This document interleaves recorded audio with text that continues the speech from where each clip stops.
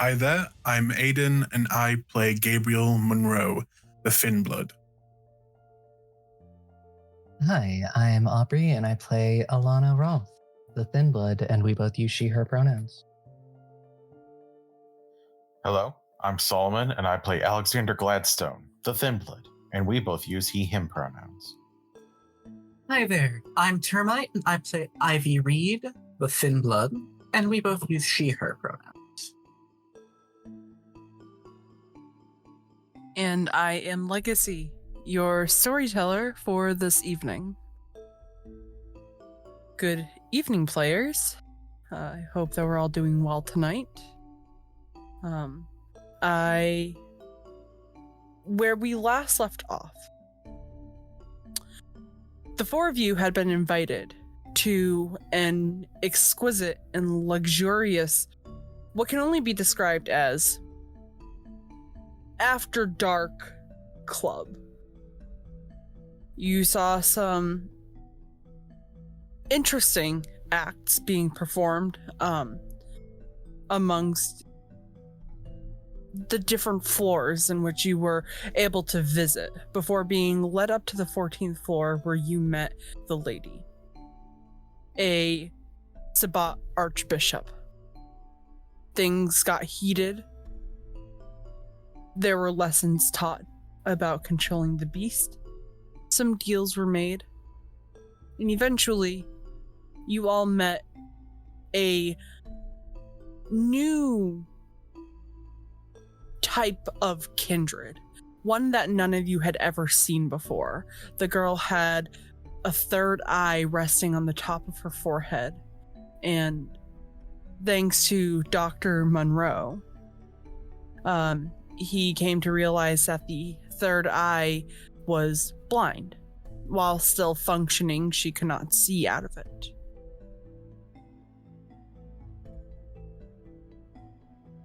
A little bit more talking, and you eventually make your way out of this nightmare party for some of you, and opportunity to learn for others, with the promise that you would be back for a lesson in the religion.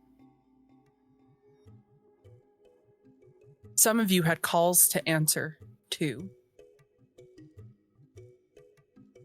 Somebody paid Grandma Alexander a visit, that in the form of Big Mike, your contact and information broker for the Court of Shadows. And one of you got a call about your sister and how she's in a little bit of danger with somebody who might be on a different league than her. Some of you made a new friend, and some of you are now dealing with the aftermath of people finding out about a blood bond that you might have gotten yourself into. We are going to pick up where we left off. All of you kind of separating for the evening to get some much needed rest. And I had you all roll your rouse for waking.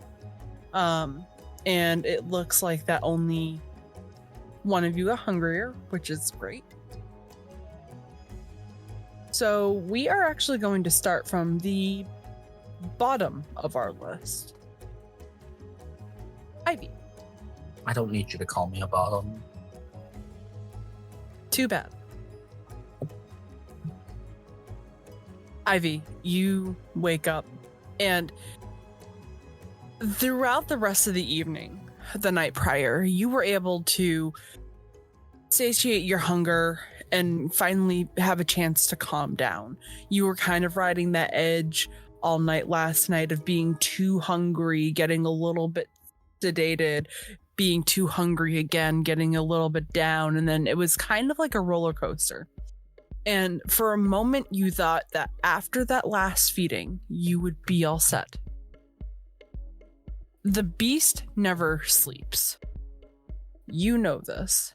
While you might lie in torpor during the day, unable to rouse during the daylight time, during the sun, when your old friends and family members are able to go out and enjoy the beautiful fresh air that the winter has to provide, while people are going off to work and school and doing their day-to-day activities, grocery shopping, just being able to fully enjoy themselves, your body lies on the verge of death.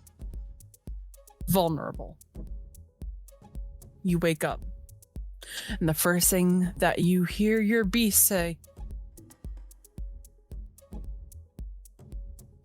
"You know, we could definitely go for a bite right now. I mean, who's gonna stop us? We're powerful, we're strong, we're beautiful, confident.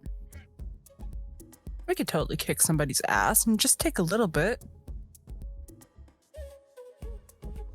Come on, sister.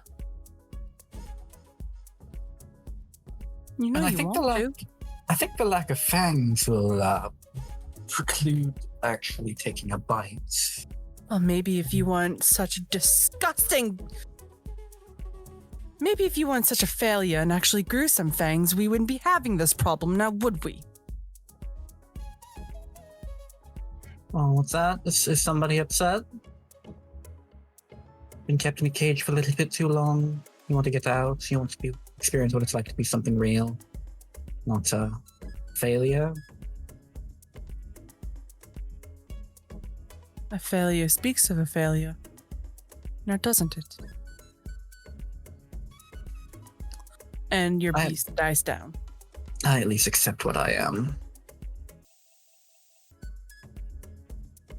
But you feel it.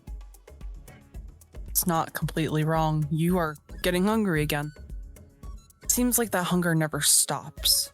That desire for the substance that gives you your right to keep living.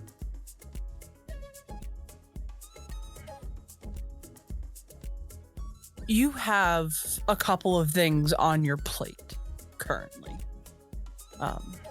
You have a drug that's being passed around that you aren't quite sure what it is. You have your sister who desperately needs your help. And you have a corporation kind of beginning to beat down your neck a little bit.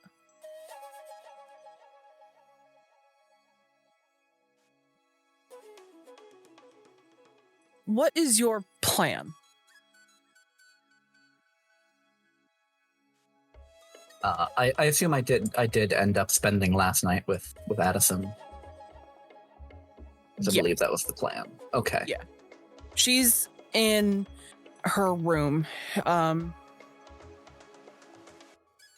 She gave you like a small space in her apartment to crash. It's not anything like super impressive.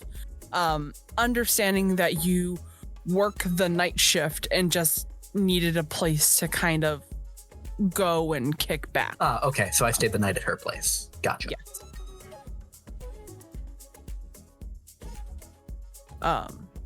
She leaves you a note when you kind of allow yourself to get situated that says she needed to go take care of some personal business. If you need her, call her. There is food in the fridge.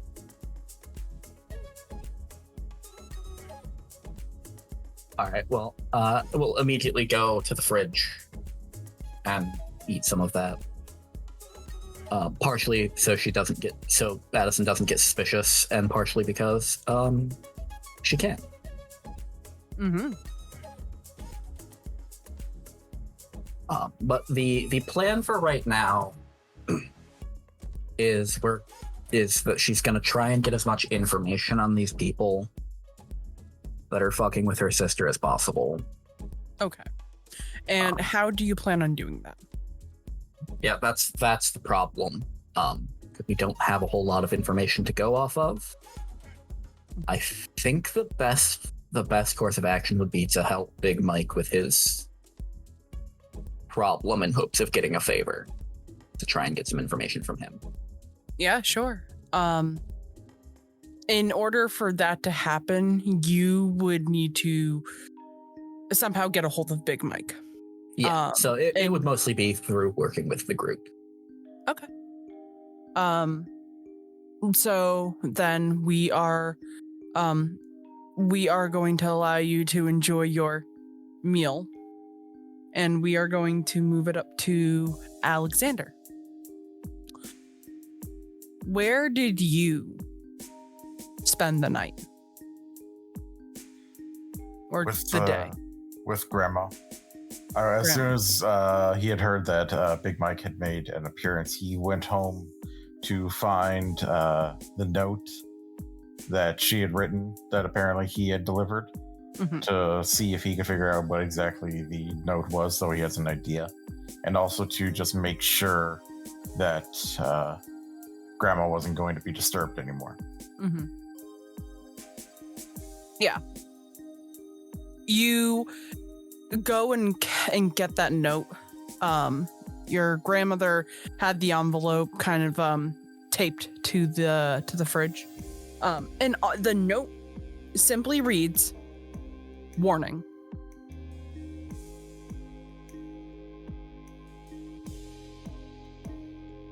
Cocksucker." And he's just going to just tear it up. And he even feels his fangs extend a little bit, but then he just takes a few deep breaths and they retract. Grandma is in the living room.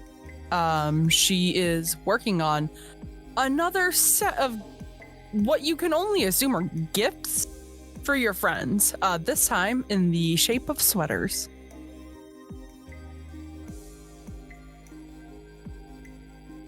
I'm sure they're all going to love those, Grandma. I know that it's probably a little, what do the kids say, lame to get sweaters from Grandma, but your friends don't wear a whole lot of clothes, except the doctor of yours. Yeah, it's true. And with it getting a little bit colder, yeah, I think they're all going to really appreciate those. Yeah. I made this one for your friend with the blue hair. I hope that she likes it. And it's just like, it's a green sweater with little roses embroidered on the sleeves. The thing is very fuzzy, very warm. And you go through them. Alannah is gifted a red sweater to kind of complement her hair a little bit. And the sleeves are just a little bit extra long. And have little patterns of that embroidered lace on the cuffs. And then Gabriel is gifted a black sweater. And the pattern on that one is very, very simple. There's no major embellishments on it. It's all very plain, but fuzzy and warm. And they're all just that perfect amount of warmth. Where you can wear it and it'll keep somebody cozy during the winter, but you could also wear it during the spring and not get too hot. And then she holds up the sweater that she's kind of knitting for you, and it's blue and green, and it's got the important stitching, Grandma's favorite stitches, because you are Grandma's favorite boy. But she hands them all to you in a bag, and just in case, I know that you probably have to work tonight, and I don't get to see you often anymore, but it has been nice to know that you have yourself a group of friends and that you are living your life. Yeah, we'll we're going to go have a meeting with Michael, and then we're probably going to be handling a few things. But we'll definitely be stopping by now and again. I think that now that they've gotten to spend some time with you, I think now they want to get to know you a little bit better. That makes an old woman's heart absolutely warm. Here you go. To bring these to your friends as well. The baking club down at the senior center. We got into a little bit of a competition, and Grandma just needed to a little bit extra special, and they won a ribbon. So take these to your friends. Oh, I definitely will. And he will just take all of the baked goods that he wishes he could taste, but can't. Wonderful. What does Alexander do now?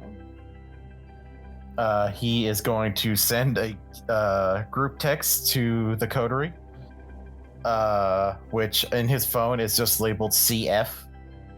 Okay.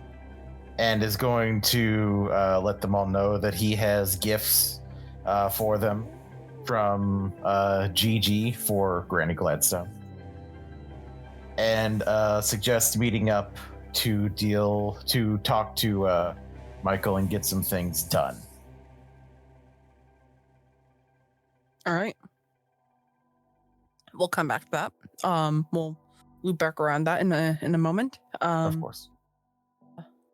Alannah, Yes. your coterie told you yesterday that you shouldn't wake up next to the guy that you're bloodbound to, and that you should sort of separate yourself from him. Mm-hmm. Where do you wake up? Next to the guy I'm bloodbound to. Okay. Got it. All right. Logan is already awake when you stir. He looks like he seems to be very hard at something. And his attention isn't instantly focused on you, which there's something in you that finds that to be kind of upsetting. And there's something in you that wants his attention. Yeah.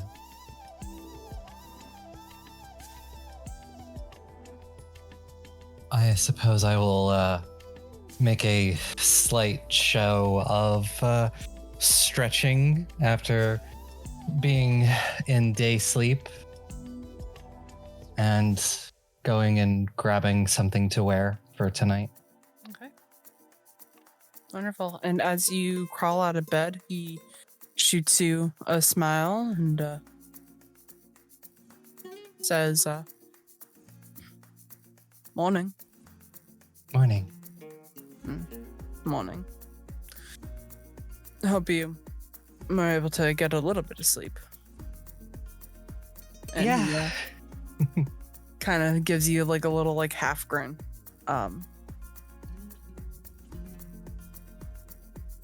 Alannah, do you look at your phone at all when you first wake up? I imagine it's clothes, and then I'll check the phone to see if there's anything important that's been delivered during the day before I decide exactly what my plan for the night is.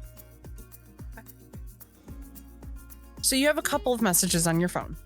Mm. One is from Alex, saying, "Hey, time to meet up. Gigi's got some gifts for you." And the other one is from Jade, your sire's retainer. Yeah. Do you open up that message? Yeah, because usually it means there's something I need to get done, so I definitely don't want to leave that waiting. Yes. All the message says is, Your services are no longer needed. Please return the key to the apartment and proceed to walk away.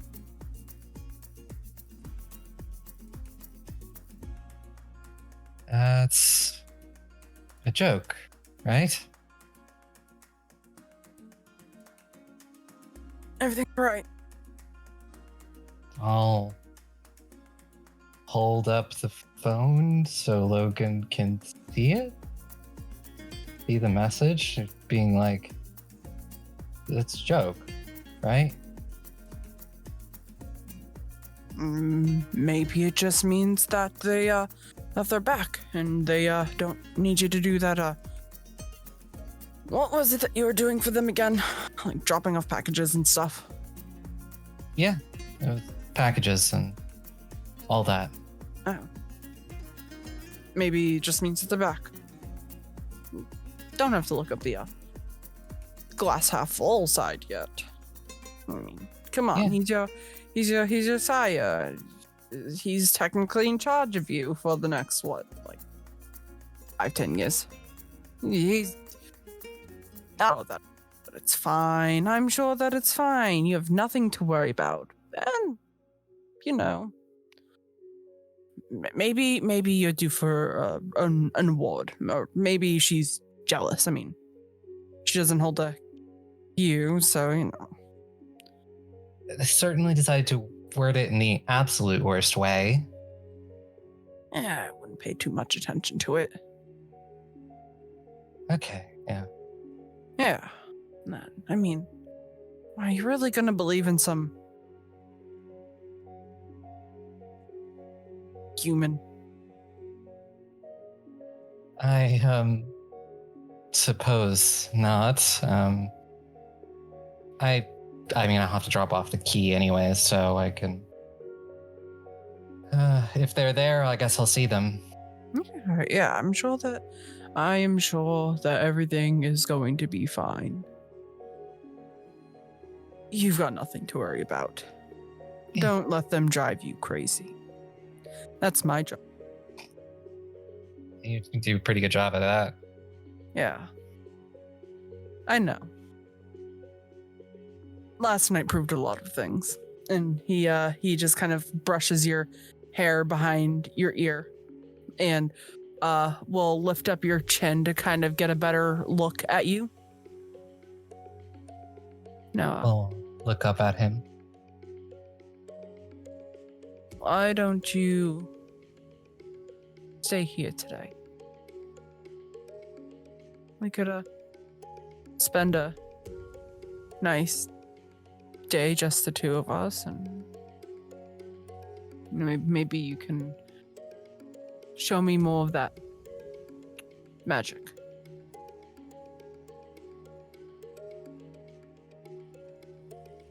I think I'd like that. I mean, I have a few things I need to get done real quick, but Like what? What is it so important that it can't wait a night?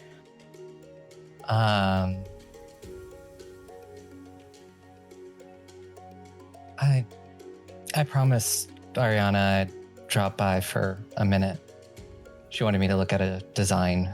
No, I'm sure that it's fine. You should stay. You don't need to hang out with them. I know that you have your little friends, but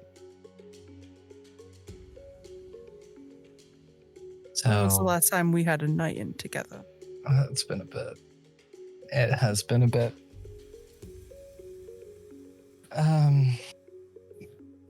Yeah, sure. I'll say. Wonderful. There are some things that I want to show you. Anyway, so Oh yeah. yeah. One requires the lights to be off, Oh. and he smirks. And he goes to turn the lights off, and we are going to move to Mhm. Gabriel. Hello. Gabriel, where did you spend the night? At home, of course. Mm-hmm. In my own bed. Full. You wake up. You feel really good. You're not hungry. You actually wake up to a couple of text messages too. Like life's pretty good right now. One of them is from your coterie saying that, we should meet up, and Graham's and Gigi's got gifts for all of you and all sorts of fun things. And you also wake up to cadaver pin bugs out of your hair. In that case, Gabriel would just kind of pat him on the head and thank him for that. And he'll message back Alexander and just tell him, just type back to him, for me, ? And that's all. And Storyteller, Yes. could we say that before he went to bed last night, he ordered something on Amazon? Sure thing. And what is it that he ordered? Some free lens glasses frames, most likely from like cosplay or like a party store or something like that. Oh, most definitely, yeah. You kind of find you find a couple of different really cool looking ones. The slightly cheaper ones are made of plastic that you can find on stores kind of like Wish or like Shein, stuff like that. And then like the pricier ones, the ones that cost about like $50-$60, seem like they're made out of this like really, it says that they're made out of like a heavy metal material. Something kind of akin to I'm trying to think of the word. Not steel, but like that slightly like heavier material that a lot of like the really good quality glasses are made out of. Something akin to that would cost about 50-60 pounds, or you can get like something that's a little bit cheaper that might not be as sustainable, depending on what you're looking to spend. He would get the more expensive kind. He'd get 3 pairs of them as well. Oh, okay, cool. Yeah, and a bunch of fun And- colors too. If it's okay with you, he'd pay for next day delivery as well. Sure, yeah, that is completely fine. Does Gabriel have Prime? Oh man, if he does, he should be subscribed to Holland.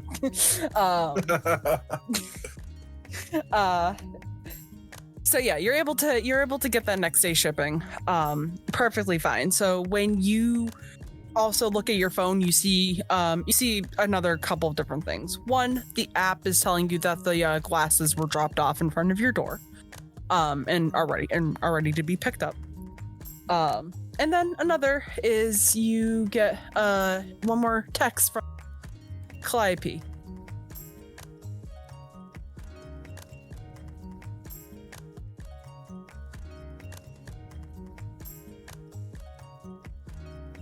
Gabriel EXE has stopped working. Stop working. No. I will look at her message first. Okay. It says, good evening. I hope that I have not annoyed you yet.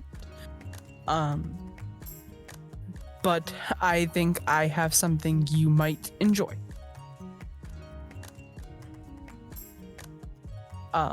Think of it as a gift. And I hope you are well.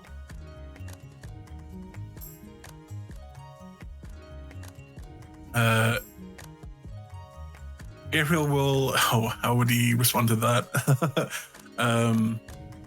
Gabriel will message back, kind of a bunch of question marks at the front, and then him just putting, "I'm excited. I'm also working on what we discussed, and maybe we can meet up soon. I would like that. She replies almost instantly, with a little smiley face, and again, a third dot on top of that smiley face. And then, yeah, Gabriel's just gonna go see if anyone has stolen his Amazon package. Well, funny that you say that. No, Oh no. they are in that very exquisite, beautiful, busted Amazon packaging. In that case, he's just going to unwrap them, and then immediately he's just going to, with one finger, just push out each of the lenses, which are probably just, normal glass, and just have them ready for new lenses to be kind of put in. Okay. Yeah. Did he get her fun colors, or are they kind of plain? I think that Gabriel, being the doctor and that sort, he would get one pair just kind of like the metallic silvery color, and then the other two are just kind of like black, kind of a dark metal black. Perfect. All right, you now have 3 pairs of oddly shaped glasses for a oddly third-eyed woman. He is then going to put on some music in his his flat, and probably like some One Direction starts playing. And he kind of just sits down at a table and begins to think on who could help him make this. Because, taking apart a body is different to actually, crafting something that's not made out of flesh. So he's going to think about the other doctors that work at the hospital. And I don't know if there's a role to that, but an optometrist, if he might know one that he could talk to about all of this. Let's make a general. We'll do wits plus intelligence for you for that. Any bonuses because I work at the hospital? I will give you a +1. Cool.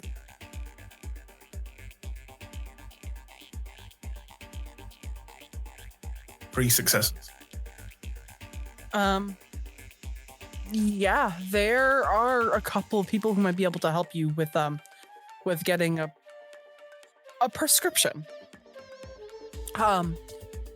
The one that comes to the top of your mind is a mortal that you don't think is actually affiliated with the family in any which way. So asking them might be difficult to do this for you. But you do know that Mario has kindred doctors that aren't just you working in the hospital for one reason or another. And you think that if you're able to kind of gather yourself together and go to the hospital, they might be able to help you put everything together. Would Gabriel know that Salubri are, I don't want to say like endangered or hunted, but I'm going to say no. Yeah. Okay. Because you've never interacted with Salubri before. True. Okay. Then they're not really heavily talked about, especially in the Hakata. Because the Hakata mostly talk about other Hakata. Mm-hmm. In that case, I would ask, who do I believe would be able to do a much better job? The kind of kindred doctors or this mortal doctor? Skill-wise. Skill-wise. It's a bit of a toss-up. I mean, kindred have a wealth of knowledge to them. But in the ones that you kind of think, the ones that you can think of aren't necessarily specialized in optometry. The one that's specialized in optometry is the mortal. But it comes to that point, and I would say that Gabriel would know this, of humans don't have 3 eyes. And so you can kind of get the sense that asking for 3 lenses to be put into these glasses might raise an eyebrow. It might provoke some questions that he may or may not be ready to answer. Okay. In that case, he's going to honestly, he's gonna after thinking about this, he's gonna grab the paws or the hands of a cadaver, kind of dance with him a little bit, as he's kind of, he likes to let loose when he's in his own home and just him and cadaver. Right. And after that, just kind of getting ready for the day, or the night, he'll go to work, I guess, and try and meet with at least one of these doctors. Sure thing. We are going to circle back around. Ivy, you get a text from Alex asking to meet up. There's gifts from Gigi. She'll just text back. Meeting at the same place? Or at the usual place? At this point, Alex, you would get that all of those messages that were sent in, they all kind of come flooding at the same time. And he would basically just be hitting to reply to specific messages, just basically yes. Like, he doesn't put too much thought or like extra effort into the messages. He just really wants to get everyone together so he can figure out who would be willing to help him come and get some more information about the job he's doing for Big Mike, and then also maybe to help him put the screws to Big Mike a little. Because you don't go to someone's home like that. No, it's bad business. Yeah, Ivy is going to make her way to the tattoo shop. Okay. All right. So this is where I kind of open it up to the table. Who is going to the tattoo shop to meet up with the coterie? I think I'm a little bit busy. That's fair. I think Gabriel would, but after he's spoken with the doctor, probably would send a message saying, I'll be running a little bit late if you want me to meet you somewhere else. But he'll go there after kind of clocking in and talking with some people. I have a very important question. Yes. Does Alannah say that she's not going to be coming? Or are we left on red? I think you are left on red because she has been distracted. All right. Well, this is gonna get interesting. All right. So two of you meet up at the Skull and Sage with the promise that one will be a little bit late, but is still going to show up, and one coterie member completely ignoring the two of you.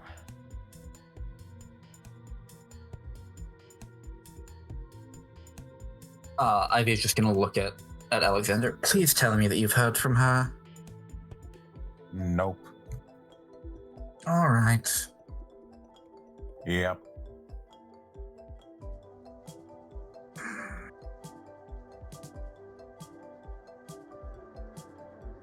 She didn't listen to us, did she? Almost certainly not. Mm-hmm. In the background, you guys hear tattoo needles going off, and some poor soul groaning in pain.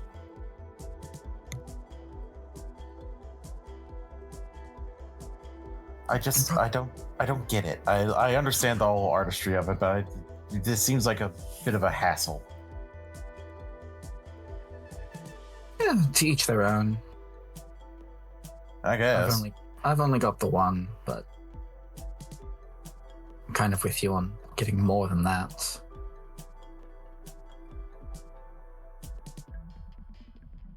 I don't think I could ever have as many as Alannah does.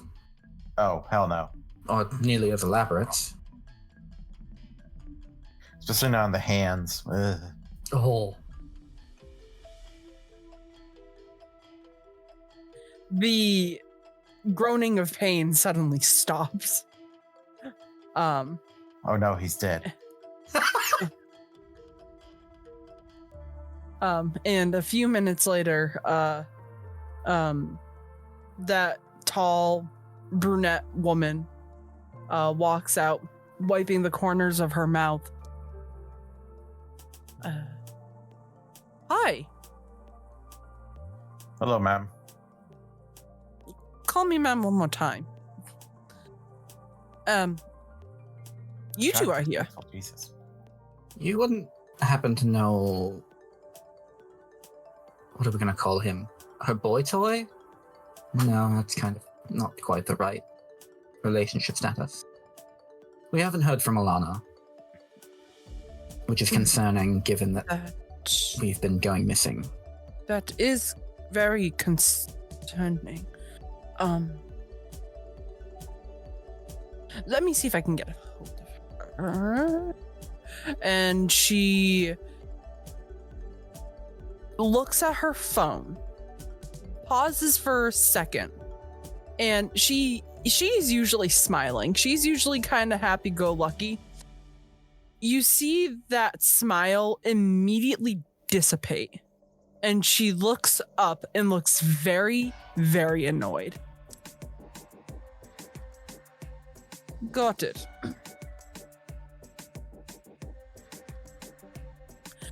Out of curiosity, you say boy toy. Do you know who he is? Out of character, I can't remember what all was said at the party about Logan. That whoever this guy is has Alannah bound pretty heavily to him. Okay. I thought that's all that was really said. I just couldn't remember. Yeah. The weird girl with the 3 eyes could smell it on her. And she did say the name Logan last night, so Okay, cool. when she talked to Ariana. Yeah. I think his name is... I know he's the one that's got her bound. What's his name? Logan? Yeah, that's what it was. Just what I thought. I'm going to teach you all a lesson of... You never trust a Toreador. They're almost as distrustful as the Tremere. That's saying something. And I have a distaste for both. Okay. I partially blame myself for this. I owed a boon to her boy toy, and he wanted to be introduced to a tattoo artist of my staff and rapport. I should have just picked a model. It would be a little less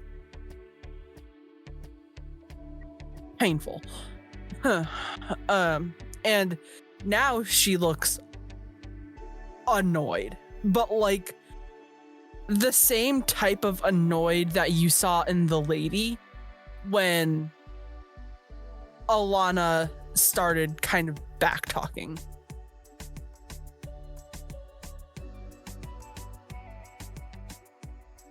I can get you an ad. That'd be nice. Yes. Okay. this ought to be fun and interesting. And if you see this Mr. Logan when you go there to, I assume, collect Alannah, tell him that Ariana's cashing in on what he... And you can send him to me. And the smile that she gives this time, if you could shiver, you would be. It's a very unsettling smile, and she doesn't blink for a very long time. And kind of stays in place for just a second too long, with her tips of her fingers kind of press up against one another, before she kind of like pops her neck, pops it to the side again, and looks up with another smile. My sincerest apologies.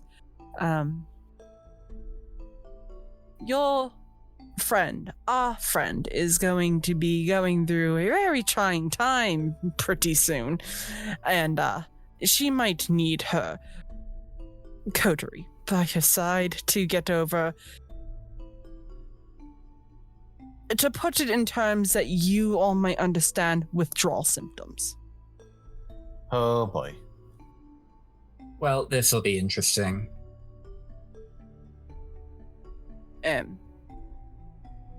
No need to worry, unless she goes crawling back to him for one reason or another, which let's just hope she doesn't.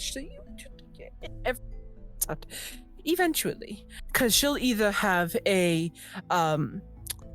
she'll either be out of a blood bond, or I get a new chair. And she hunches over ever so slightly and starts digging through papers. And I want you both to roll me wits and insight. Oh Oh boy. god.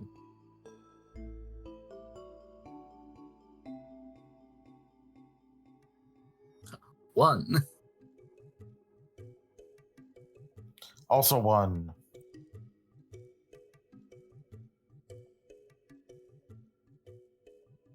Anyway, Alannah seems perfect. I mean, not Alannah. Ari seems perfectly fine right now. She's might seem like a little bit like miffed at whatever is going on, but yeah, I mean, yeah, people are weird. You know, from the little bit about her that you do know, she's kind of she's kind of weird, period. So it's just another one of those days for girly pop over there. But she digs through some papers and pulls out a form and hands it over to you. Now, technically, I'm not supposed to do this, but technically, I dare. So, here's the address. Do with as you please. If you, Mr. Logan, send him my way. Tell him Ari's has an open seat in her chair tonight because her other appointment didn't show up, and she rests her hand, and it makes this kind of like loud like knocking sound the moment that she puts her hand down, and she just smiles again. Do have fun. Good luck. She goes back to searching through paperwork.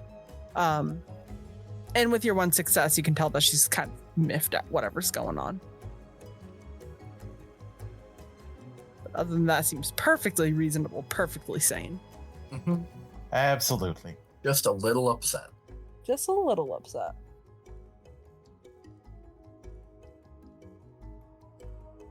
Great. But you have an address, and you guys have a couple of different options that you can take. You can go deal with Big Mike first. You could go find Alannah. Or go help Gabriel in his quest of doing shrug. I think we should probably get Alannah first. Yep, I think so too.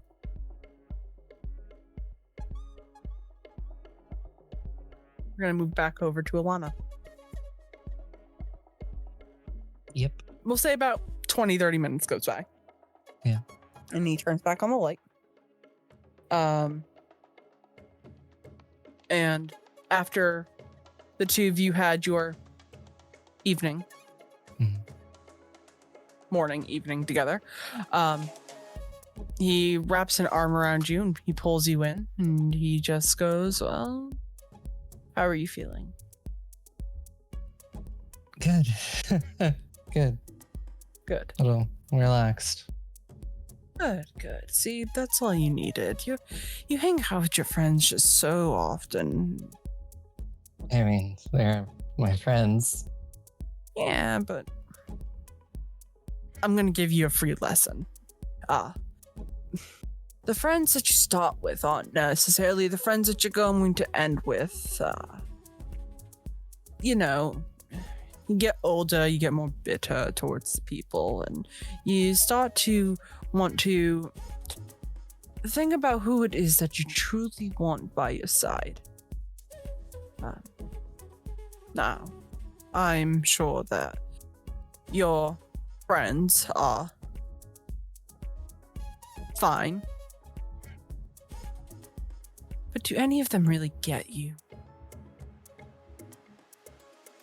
I mean, I don't know, honestly. Well, here, why don't you tell me? Tell me something about your friends. And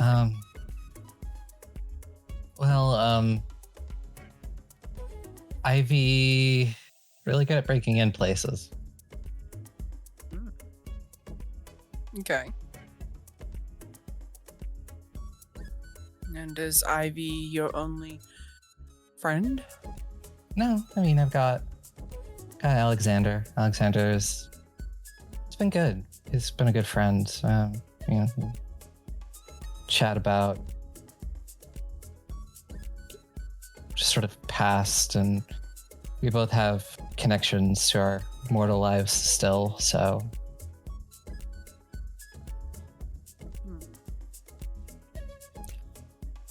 Interesting. Would you say that you and this Alexander are close? I'd say of the entire coterie, Alexander and I are the closest. We just usually end up working together.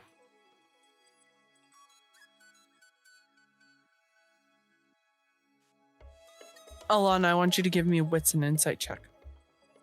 Okay.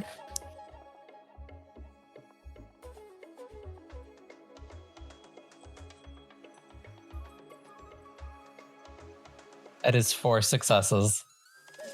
Okay. Yeah, you know him pretty well. The moment that you bring up Alex, Logan looks kind of annoyed. Like, he was fine with Ivy. Didn't seem to mind Ivy at all, but the moment that you bring up Logan, there's just something in his eye that he isn't the greatest at hiding that says, well, why? Oh, why what? I mean, Lana, you are a beautiful girl. Gorgeous. Thank you. One of the prettiest things I think I've ever laid my eyes on.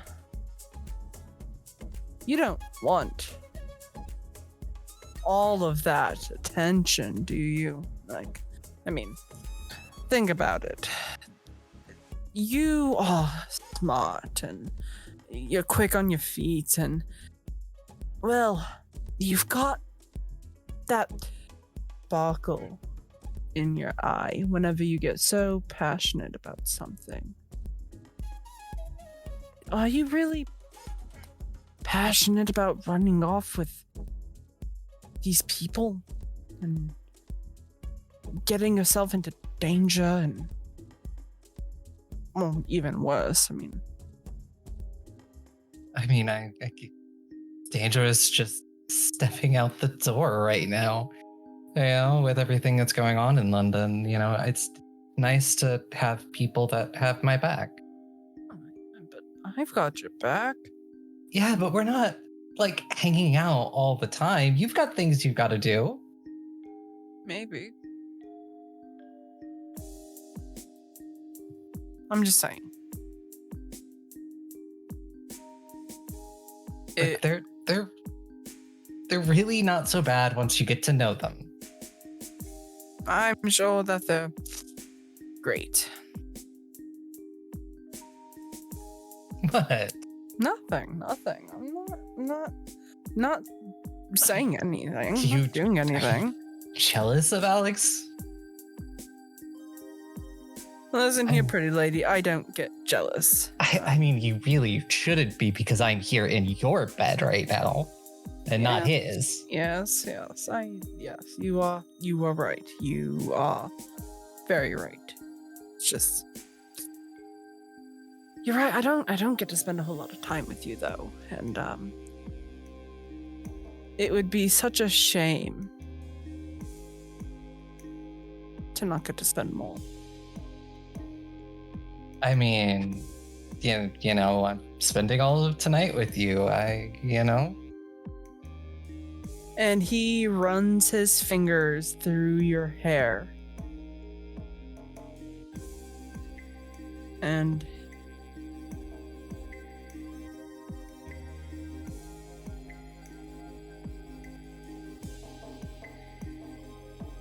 do you want to know a little secret? Sure.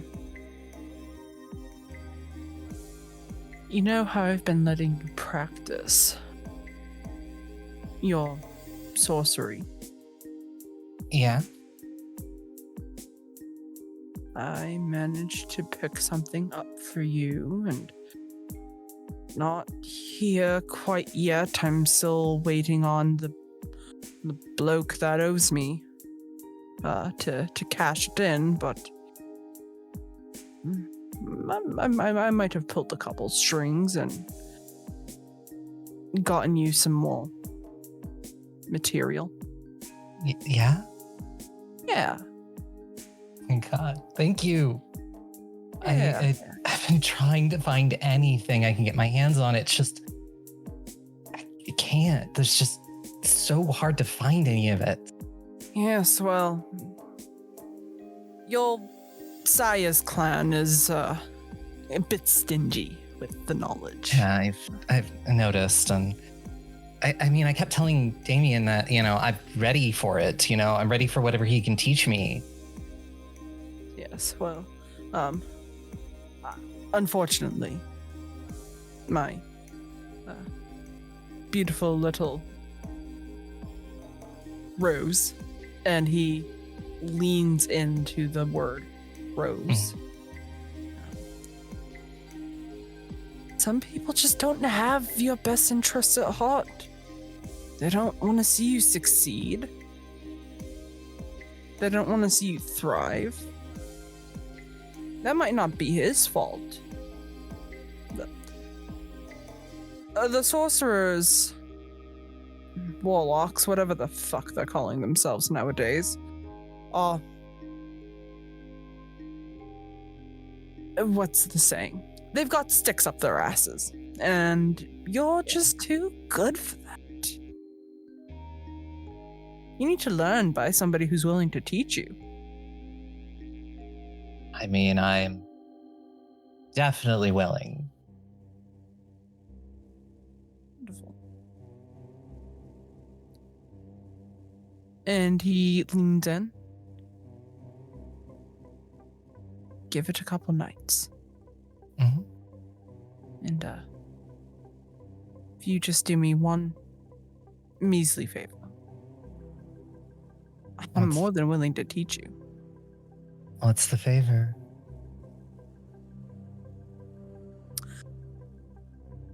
You know your friend, boss, your head honchus in charge. Ariana? Yeah, I kind of owe her small favor. And I haven't really been around to let her cash that in. And for some reason, she doesn't want to come to my house. So if you manage to help pay off that debt and maybe take on that favor for me, I'll teach you everything that I know. I mean, yeah, that seems fair. Yeah, it's just a favor, it's nothing. And it's nothing a bad. favor for Ariana. It's just what. Yeah, exactly. Just need me to do some art? I can do that. Yeah, I'm sure that's all that is. And we're going to move back to Gabriel. Gabriel, you are on your way to the hospital. Yes. Driving. Driving, oh boy. I'll say that, you're able to get there. You're able to get there, safe or not. That's it. What's safety, right? In the grand scheme of things, you've got a pair of glasses that you got to make. I'm already dead, so. Yeah, exactly. What's a couple more bodies? That's just extra work for you, for when you actually are able to go back to work properly. It's nothing, not a big deal. You make your way to the hospital, and the receptionist looks up and gives you a very polite nod and begins to type up a couple of things on the computer. While she's doing that, she just says, Dr. Monroe, what do we owe the pleasure?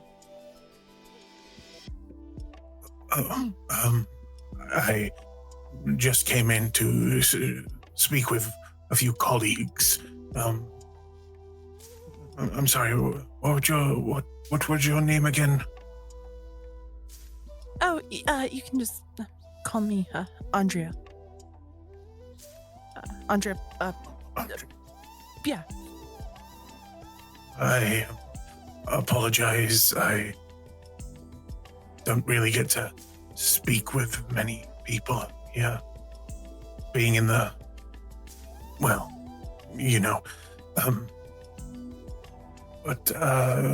would you happen to know where Dr. Insert name? You know that they all go by kind of like pseudo names, but they all keep the last name. The doctor one of the doctors that you would instantly come into mind is, they're a part of the Puneska family. Some of that family gets into like the mafia side. Some of them just kind of dick around and like to play pretend doctor. So you the first one that kind of came to your mind when you were thinking about who you could go to in regards to these glasses, Ron Puneska. He is one of the emergency. I think before he goes speak with him, then if I know that about his kind of background, he will go speak with the mortal human doctor first. Okay. That would be Dr. Rebecca Thornton. In that case, he'll just ask the receptionist, is she, about today? Yes, she is. I believe she's just wrapping up with a quick procedure. But she should be able to speak with you. I can get a hold of her nurse practitioner, see if we can get something arranged. Is everything all right? Yes, just wanted a friendly chat about a patient I'm seeing. Very well. Yes. Let me see if she is, and she rolls to her phone and picks it up, and there's a slight conversation. On her side, it's just, is she available right now? Okay, thank you very much. She closes off the line, and looks up and says, so she is available. She is just de-scrubbing. Well, if you could let her know that I'll be waiting outside of her office, that would be fantastic. Okay. What? Are you okay, Dr. Monroe? You seem a bit skittish. Oh, well, I'm fine. Some bastard on the road did brake check me. It did unnerve me a little, but other than that, I'm quite fine. On the roads nowadays, it's like nobody knows how to pay attention or drive. Swear. I had one guy in a blue sedan almost hit me with his car the other day, and I was not happy about that. What is this world coming to? Isn't it so strange? He's just looking very nervous now and kind of scratching the back of his head, looking very awkward. Yeah, this you now kind of put it together. You're pretty sure that you almost got into an accident with this same woman like a week ago. Yeah. But eventually she lets you know that Dr. Thornton is ready to speak with you and sends you on your merry way. Okay, so he will make his way there and kind of give a little tap on her door. Come in. Doctor, I hope I'm not disturbing you. No, everything is fine. Can I help you? Yes, I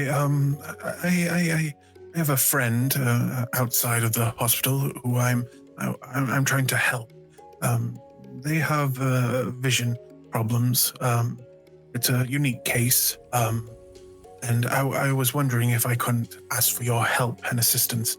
If there's any financial call for this, I would, of course, be willing to pay for any equipment, but I was rather hoping you could take these, and he places the frames on her table, and fit them with some extremely powerful lenses, mostly on the third slot here.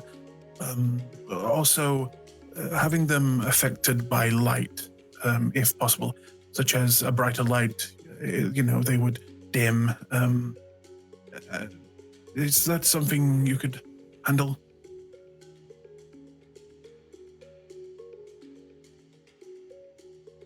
Dr. Monroe, can I ask you a couple of questions about your patient? Yes, of course.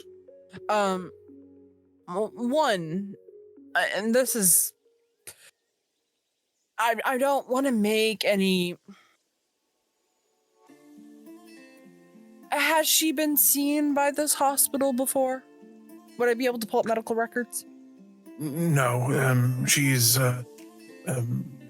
European and traveling in the country as we speak. You see, she's a part of a circus act. Yes, and she's just passing through, and I'm just trying to help her while she's here in the city. But if you could please, this isn't something that's on the books, but just something as, we all bend the rules now and then, and I'd like to just help this this person out with just a little set of glasses. Yes, they like I said, they're from the traveling circus, and I'm going to see them very soon. They even she even let me borrow one of the animals there, and he's going to actually pull out Cadaver to help with this lie. Okay, I want you to make me a manipulation and subterfuge, and I'll let you add +2 for the monkey. Okay, I get a -2 because I have the what's it called? I look like a danger. That Obvious flaw. predator. Yeah, that's it.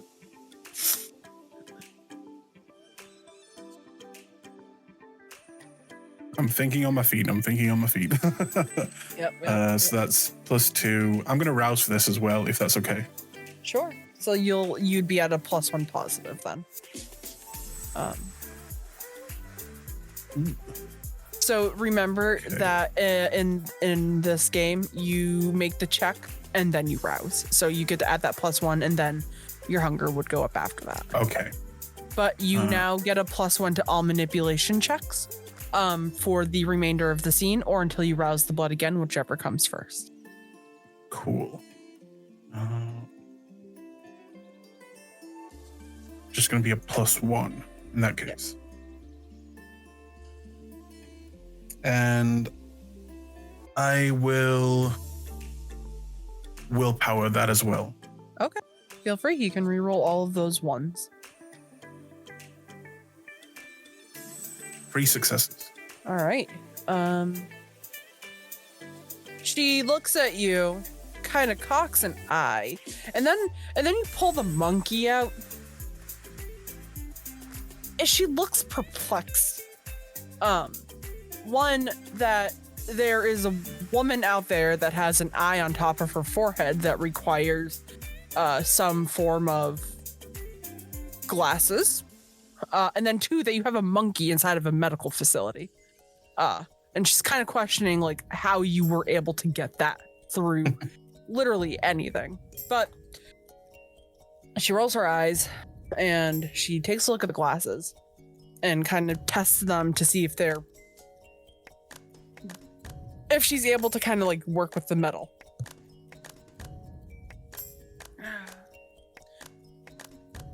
Usually I'd have to see the patient, get a prescription, get their eyes measured, do a couple more tests. But because you work for the hospital and I am going to assume that you've already done all of that,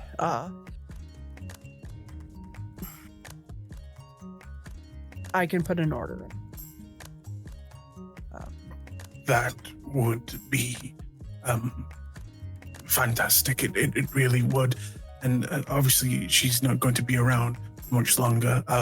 This would be life-changing for her. I've written down all the notes and what the frames will need to be, especially on the third lens of each pair. So again, if there's a price for these being ordered, as it's not a part of the NHS, I would be happy to pay for it. yes, I will get together a list of prices and I will either email them to your work email. So it might just take me a little bit of time. I've got to go prep for another procedure soon. Is there anything else that I can help you with, Dr. Monroe? No, that's completely fine. I just really appreciate, and if you need any favors in the future when it comes to bodies, you just let me know.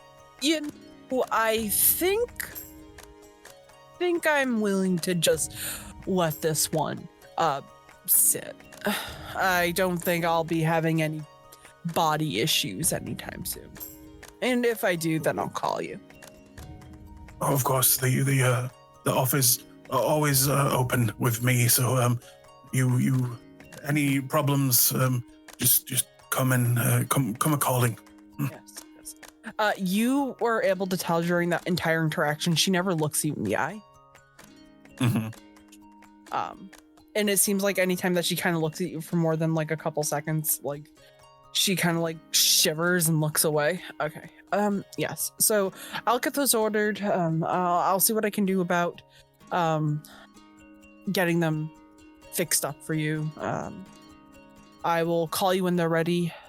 And it's going to run you.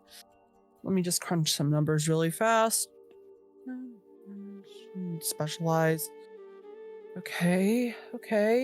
Yes. It's going to run you about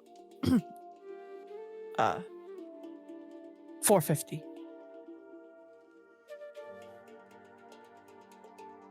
Out of game, £450.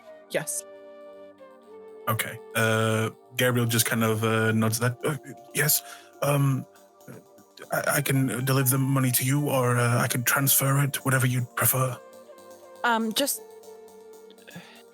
if you have a card that we can use, that would be better. But if you have cash, yes, of course. Okay. Cool. I will. I'll go speak with your with the receptionist and make the charge with her. Okay. Wonderful. I'm going to hold on to these glasses, just so I can get to work on them the moment that they come in. And I paid for them to kind of shape them and expedite them, so I will hope to have them, if not ready tomorrow, maybe by the end of the week. That would be fantastic. And please don't mention to anyone about the circus animal. Right. Yes. Don't worry. Nobody would believe me even if I tried. Very well. In that case, good evening, Doctor, and thank you again. Yes. And she turns her back to you and begins working on some other form of paperwork. We are going to pick up with Alex and Ivy. What are you two doing? I think we have a bit of a trip to make to a certain address. Yep. Acquire one of our friends. Okay. And wondering why exactly someone was talking about furniture when they were sending us after this guy. Yeah, the second we walk out of the tattoo shop, Ivy's just gonna look at Alex and, sorry, did she say that either Alannah was going to be free of a blood bond or she's going to have a new chair? I just assume it has something to do with her particular expertise. I'd rather not question it or think on it right now. You know what? That's fair. I was just assuming it's a very strange time to talk about buying furniture, but you're probably closer. Yeah, I don't think she's going to IKEA. That's good. IKEA's kind of a shithole. Mm. When it comes to family, they've got other things, but... It's true. Speaking of shitholes, shall we go deal with one? Absolutely. All right. IKEA thoroughly insulted. Before you guys make your way to Alannah's house, is there anything that you would like to do? Like, perhaps pick up Gabriel? Or, yeah, I would actually text Gabriel, say, "Are you free yet?" And then I'll just look over at Ivy and say, "Do you need to stop for a bite to eat, or are you good?" I should be fine. I do need to stop by my house real quick. I want to grab a couple of things. All right. Gabriel will message back where I should meet them, whether it be the tattoo shop or somewhere else, and he tells them that he's on his way. And then Alexander will actually text him back to say, change of plans. We're meeting at this location to pick up A, and he will just give the location of Logan's apartment. I'm gonna use their own names, but we're sure as hell gonna dox this fucker. Yep. ST. Yes. Would it be possible if I could quite literally run into the the morgue and like just grab a quick kidney?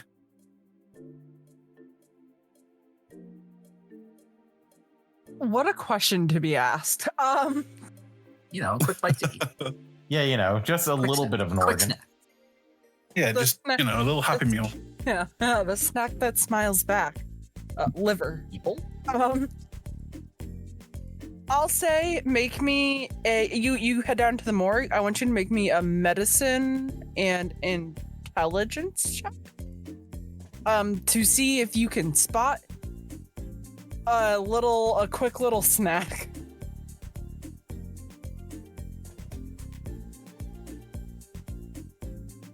Ooh, I'll willpower for that.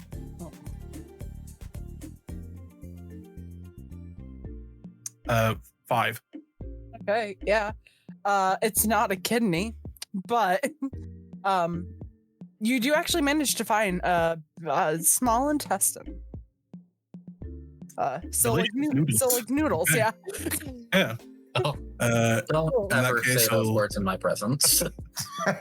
He'll grab them, shove them into like a little container, grab 2 of his It's a go scalpels, box. and he'll just like chopstick start eating when he gets in the car. So As he's you driving grab as well. You grab your takeout. Jesus Christ. Yeah. You grab your takeout, and you begin to eat and drive. We'll get into the implications of that later on. At least in not drinking and driving, I guess. Just hope no one looks over. Yeah. No, nobody look at what he's eating. I'm just eating noodles, that's It's all. just Just big, menudo. fit, yellow noodles. Your storyteller begins to rethink their life decisions. I need new friends. Yeah. Yeah, somewhere in the distance, you guys just feel it. Okay, so we've got Gabriel on the way with girl dinner, quite literally. We've got Ivy and Alex on the way to Ivy's apartment to go pick up some things, and Alannah, you're just hanging out. Yeah. We're gonna ride with Ivy and Alex for a little bit. What? So you make your way to your apartment. What is it that you're looking to get? Well, just a few normal things like some lockpicks, some bolt cutters, maybe a crowbar. Some normal breaking and entering tools.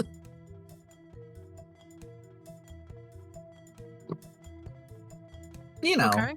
Just Okay. casually, Yeah, real yeah, cash definitely. about it. Oh, totally, yeah. And Yeah, I so do you- have the check the trunk merit. So All right. Could you just remind me what that does? I have easy access to an armory or cache of tools and hardware. None of the items can exceed a value available to a character with resources 2. It lists a bunch of stuff. Okay. But yeah, it's mostly just shit to do odd jobs. Okay. Wonderful. So yeah, you find a crowbar, some lock picking tools, and a couple of other small knickknacks and gadgets. You want to describe what the room that you two are in looks like?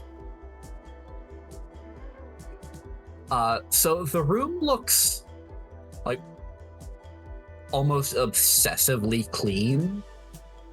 There's not a single thing out of place when Alex looks. And it seems like Ivy knows exactly where everything is.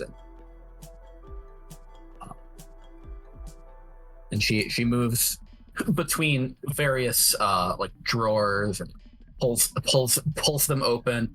And inside there's just a bunch of random shit, which she kind of sifts through, tossing things out. As she pulls out, bolt cutters, goes to a different drawer, pulls out a crowbar, hands them to Alexander, and then goes back.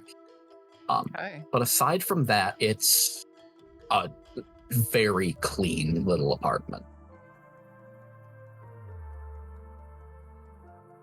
All right. Nice place. It does what it needs to. You want to just leave your gift here? Yes, that's probably for the best. Do tell your grandmother I said thank you. I'll be sure to do so. Is there anything you need? I've got most things you can think of. No, I've got my brass knuckles and everything. I'm good. All right.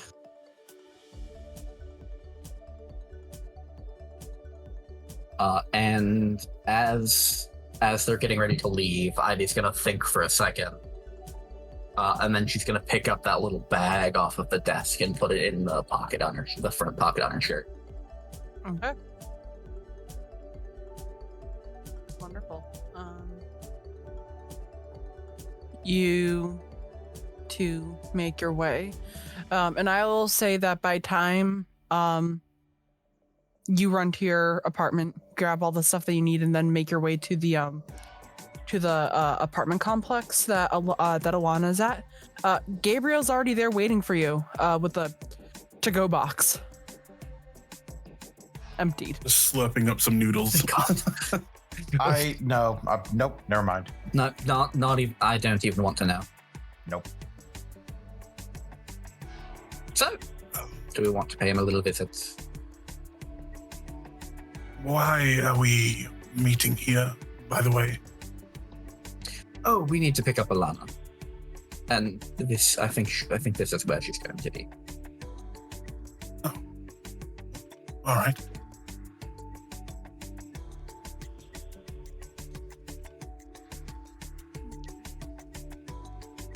So you two, or three now, now that the gang's all here, all back together. The three of you see this gorgeous sky-rise apartment. It looks to be at least 15 stories high.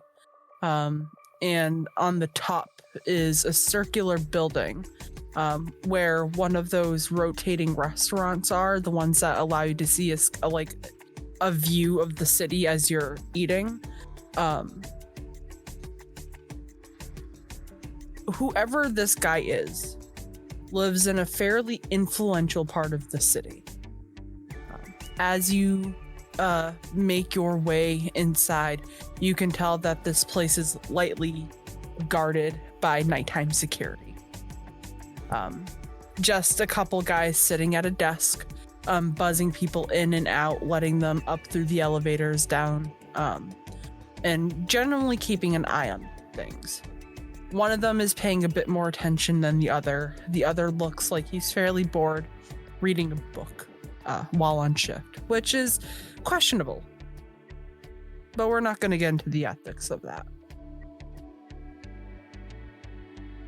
The gentleman who seems to be paying attention stands up and adjusts the hat that he's wearing. Can I have your names?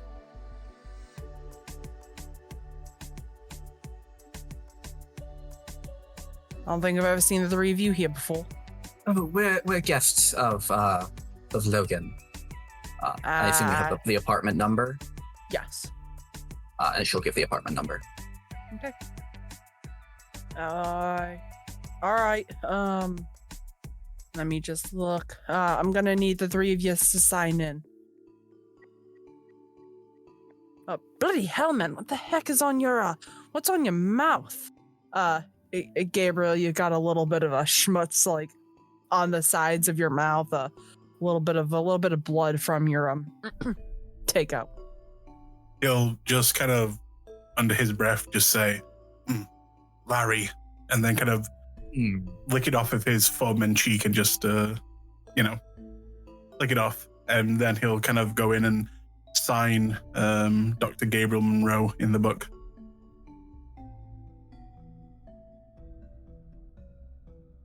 Assume that the three of you are going to be signing your name. And this guy is like staring at Gabriel, by the way. Like, he seems very off-put by this presence of your friend. When Alexander goes to sign in, he signs a very fake name of Jacob Smith. I'm not good at coming up with fake names, god damn it. Ivy absolutely isn't signing in with her real name, though. I'll call him and let him know that you're here, but maybe go take care of your friend. Yeah. Weird little shit. Oh, we know. And the elevator opens up for the three of you. And you see this security guard beginning to make a phone call.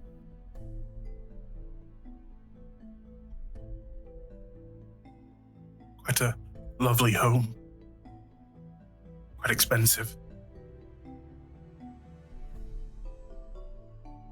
Ivy's gonna just make her way to the elevator.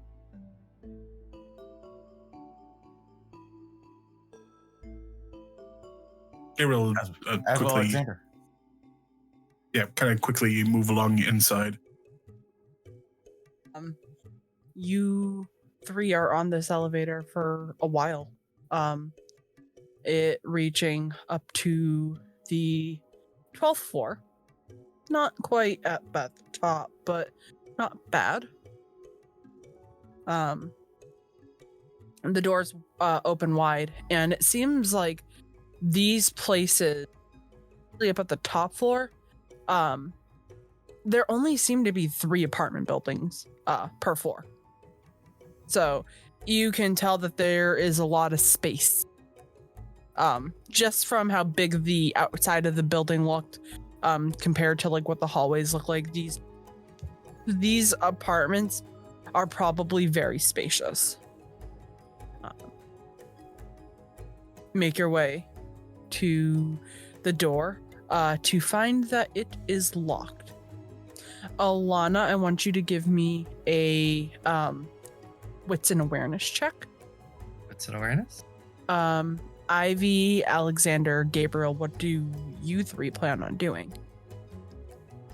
Ivy is trying to approach this quietly. Okay.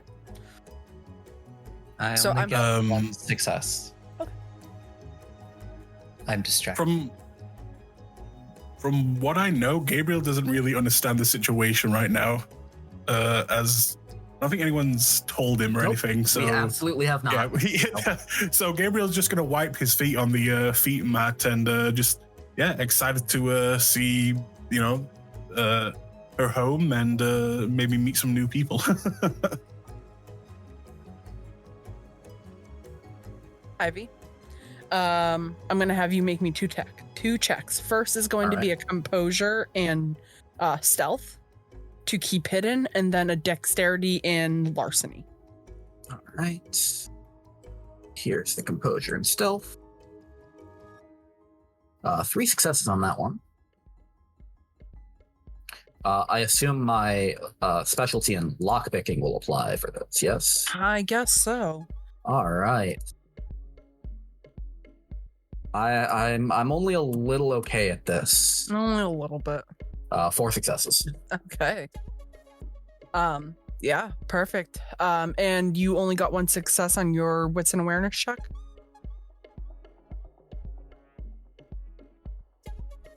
Alannah? Alannah. Yeah. Yes. Cool. Wonderful. Distracted, as I said. As she's working, getting the door open, Ivy will look at Gabriel and say, "We're trying to make this a surprise, so let's be quiet once we get in, yeah?" Is it her birthday or something? Something like that. Something like that. Oh, we should have brought gifts. I feel stupid. No, it's all right. It's all right.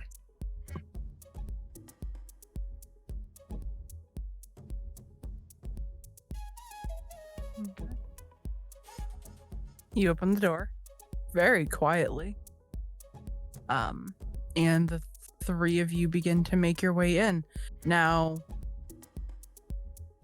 in order to keep your stealth up, the three of you combined need to get a specific number of successes to not get caught. I'm going to have the three of you make me dexterity and stealth checks. Okay. Okay. That's a 2. 4. Okay. God damn it. I'm going to willpower that. Now seems like a pretty good time. Yeah. Oh, actually, I think I'm gonna do the same. Just to be Sure, I'll Wow. also. So many 5s. So many 5s. That's a 3 for me. I got 5.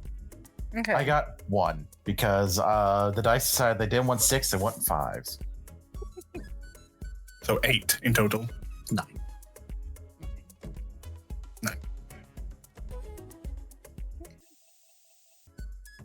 You proceed in the room.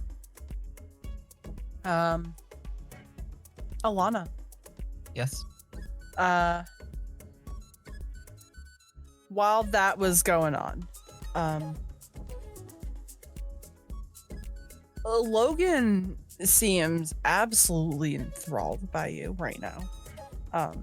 He's putting on the moves, he's giving you all of the sweet talk. He seems to know just what to say and when to say it. Yeah. You know, you offered to take a boon from him because he wants to give you the world and teach you how to do blood sorcery because he's just such a kind person. Exactly. Exactly. He pulls you in nice and close, and he says, "Are you still hungry?" I'm good for now. I surprisingly, after everything we did, I didn't wake up hungry. Then maybe I wasn't trying hard enough. Oh, What a shame. Guess I'll have to wait for later. No.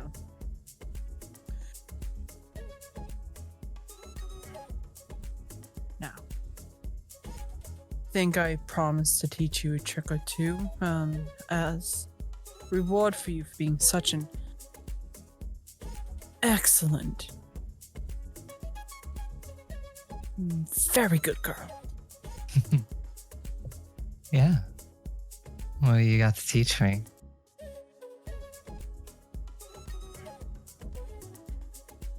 Gabriel, Ivy, and Alex, you guys are hearing this entire conversation. I think we're going to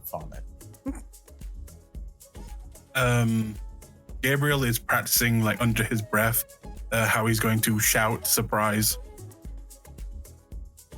Got it. Nope, just Go.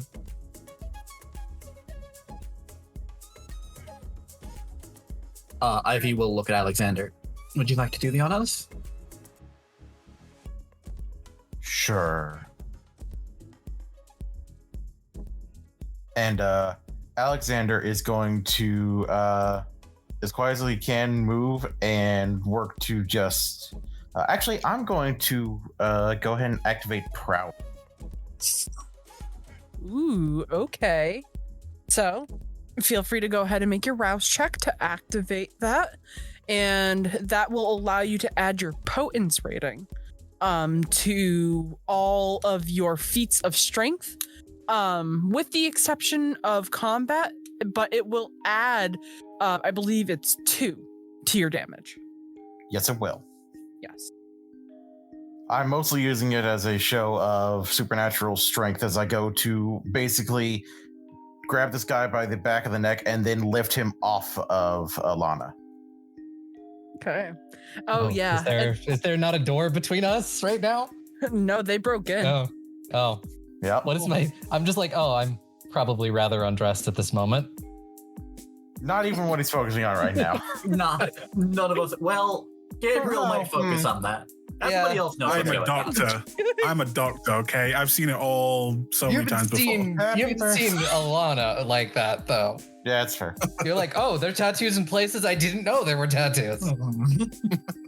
But yeah, he is going to be bodily hefting Logan off of Alannah. Okay. Now, are you trying to go about this stealthily, or are you just going at it? Stealthily, like in the first few steps, but as soon as he can get within like lunging distance, he's going all at it. All right.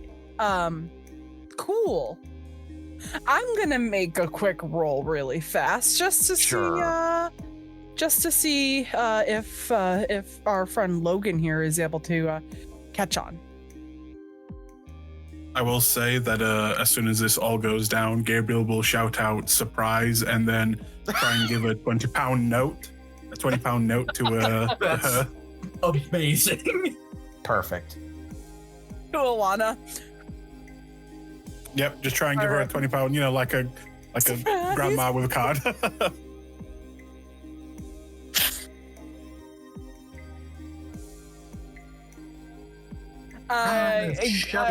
To get the jump, make me another I want you to make me another dex and stealth check. Okay. And you have to beat, oh god, it's gross. That's the grossest thing I think I've ever seen. Fine. So it looks like a grand total of 5 successes. 3. No. 5. The hunger six. Yep. Yeah, I see it. You have to beat 5, yeah. 5. He messy critted, yeah. Yeah. Well, if he wins, he messy critted. Ah. Oof. Well, Damn. it's about to get interesting. It's going to be very interesting. Okay. So we're gonna do a little bit of a fun narrative thing before we get into the thick of it.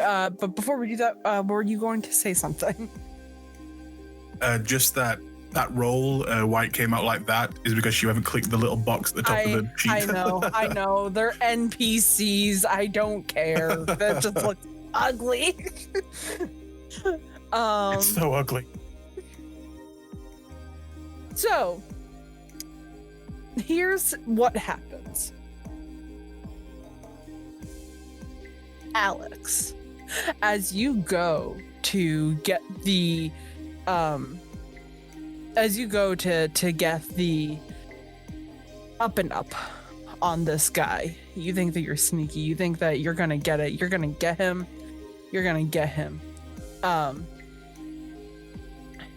And as you do, Alannah, you hear foot stomping on the ground, because Alex is a bit of a he's a bit strong. He's a bit of a strong boy right now. And unfortunately, people who are strong don't tend to be the sneakiest Or the quickest. You hear those heavy footsteps running towards you and Logan, and as he begins to get closer, Logan looks up and grabs one of the knives off of his counter, and we are going to go into some combat. Oh shit. All right. So how I tend to do combat is you are going to make a dexterity and wits check to see who goes first in this combat order. Can I add my celerity rating to this? Do you have... I do have fleetness active. Okay, then yes. Okay.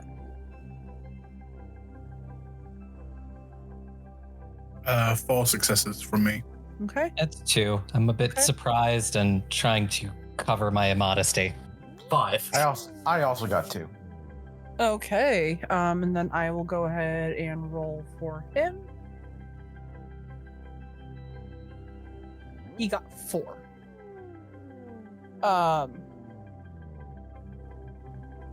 Nobody else got 4, so Gabriel got 4.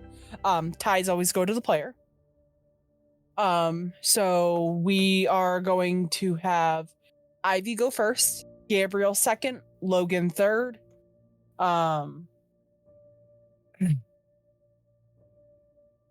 What is your dex score, Alex? My dex score is 3. And what's yours, Alannah? 2. Then it'll be Alex, and then it'll be Alannah. So I'm going to make note of that in our channel, so we have that to reference. Mhm. But Ivy, you go first.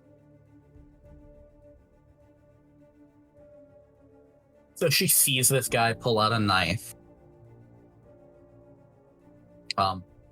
She's just gonna real quick draw one of hers, but just walk into the room, and just look at him and say, "Logan of Clan Toreador, Ariana has requested that your debt come due. She requests you meet her at her shop.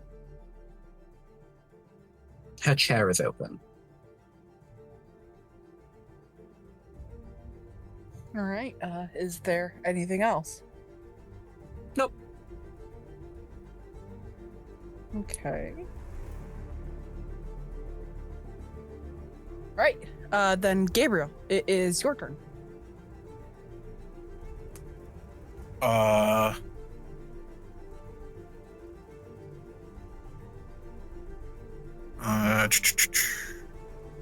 What did she exactly just say? So I know what did you exactly just say to him? Basically, I said that that his debt to Ariana is being called on, and that he is to meet her at her shop.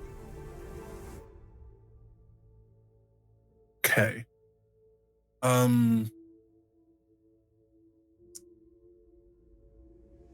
Does it look like this guy is about to attack my friends? I'd say, yeah. You can probably get the sense that that might happen. Does it look like my friends are about to attack him? Oh, well, you saw Alex sneak and then Yeah. run. You all did just break into his house. True. You're not wrong. Never did I claim otherwise. Yeah. I'm just saying that to Gabriel. I mean, for me, Gabriel, he was like, "Hey, this is like a celebration." No, this is his house. Yeah, I walked over to you and was like, "Hey, surprise! Here's a 20-pound note, and you're naked." What would I guess Gabriel will attack him.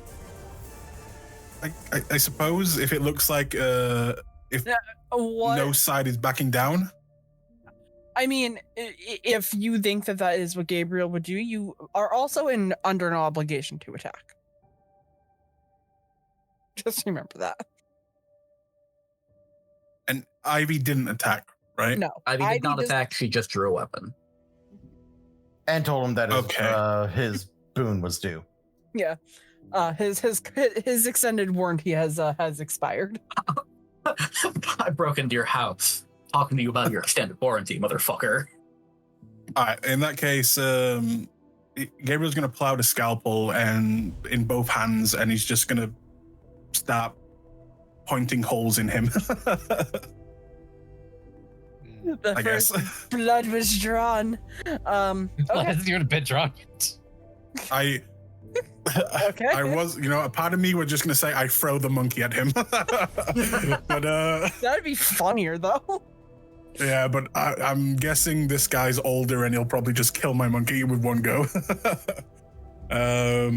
So yeah, I guess, kind of, you see Gabriel kind of freeze for a moment, seeing that he's misjudged the situation. And then as soon as it looks like this guy's going to attack my friends and it looks like things are not what it seems, he's just going to pull out a scalpel and just kind of forward into him. Cool. All right. Give me a dex and melee attack, and he's going to he's actually able to forgot that V5 allows you to do both. He's going to rouse. Ooh. Okay. Feel free to. And I also have a specialty in medical tools as well. Yes, for your melee. Yeah, it's a scalpel. That's.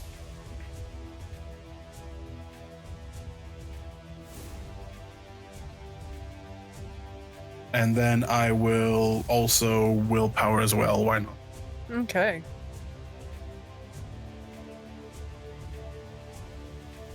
Six successes. Oh, all right. So he is going to have to beat 6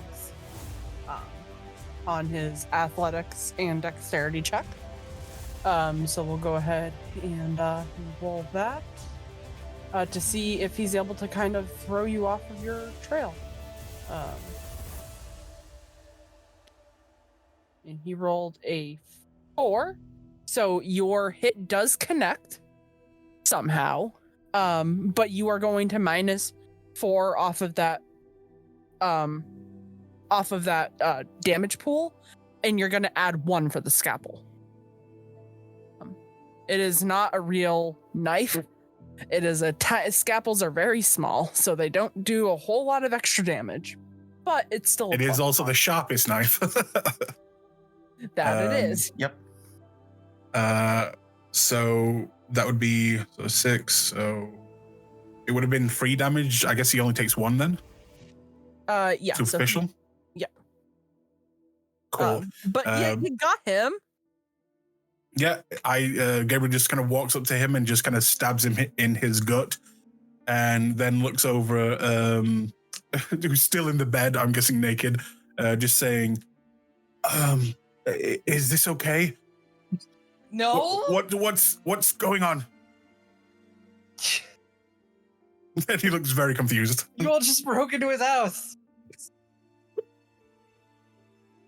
Oh. End turn. All right, it's all right, love. I'll take care of this problem very, very quickly. And he's going to take that knife that he had, and he is just going to get you right in the shoulder.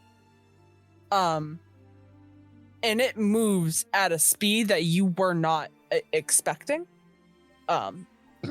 So he's going to make his if you would like to try to dodge that, Gabriel, that is going to be a dex and athletics. I see that you're rousing. Yeah, I roused on my attack. That's Okay. where I did it. Right. And so, because I roused for my dexterity, does that mean I get to add that You to my get that- dexterity now? yes. You Nice. keep that. So rules state that once you roll to buff a stat, that stat stays buffed until your either the scene ends or until you rouse to buff another stat. That's a free. Okay.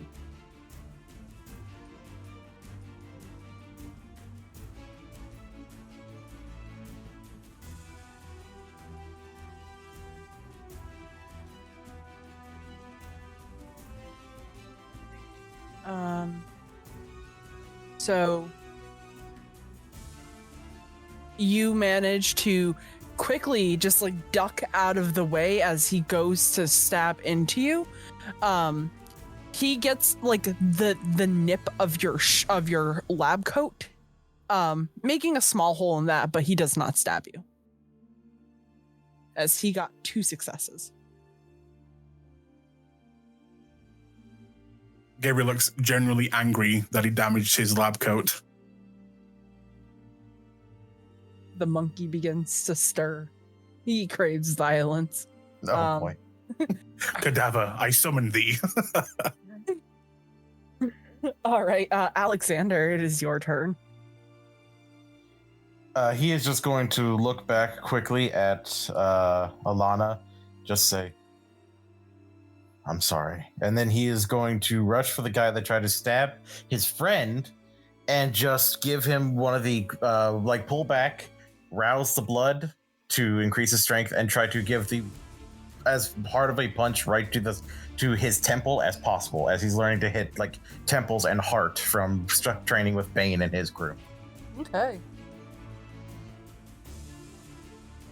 So here we go. Give me the check and then rouse the blood. Will do.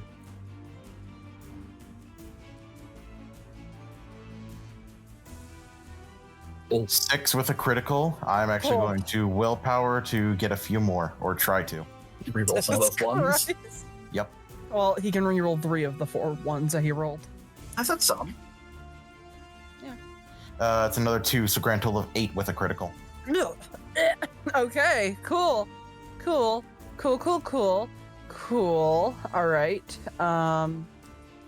He is going to try to. I do get hungrier though. Yeah, well, you know. He is going to try to duck out of the way of that punch. And are you using any like knuckle, like braziers or anything like that? I have a set of brass knuckles. All right. That Cool. just have inscribed on them, fuck you. Fuck you. Hell yeah. Okay, so that will add a +1 to your damage. Yep. And he's going to call on the power of his blood as well to give him a bit of an aid, because you look like you hurt really bad. Really, really bad. So we'll get to do that. And I might burn a willpower for him to reroll 3 of those dice, because this is V5. Everybody has willpower. Yep. Even mortals. Even monkey. So that's Pretty two much. successes. 2 successes. Ooh. Ouch. So that means that you just did 7 points of damage to him, divided in half. Actually, 9 because I have my prowess up as His well. prowess is active. Right. So 9, and that gets halved to 5. Do you round up or down? I round up. Okay. Hence why I said 5 damage, not 4. Yeah, of course. Well, that's Just the check. reason I'm asking is because I think that means you should have taken 2 the first time. Because it did 3. Oh, right. Well, Yep. My bad. No, you're good. Yeah, it's The okay. storyteller is bad at math. I mean, fair. That's how it be sometimes. Okay. That hurt really bad. Alannah, your turn. Your boyfriend's getting beat up by your Boyfriend's getting best his friend. shit rocked. Yeah. I think Alannah is going to engage into social combat. Oh no. Yeah, as she gets up and she will put herself in front of Logan, between him and Alexander, and sort of put her hands on Alexander's chest and shove him away, and just being like, "What the fuck are you doing? Why did you fucking come here? I'm fine. You just come here and you just break in. How fucking dare you?"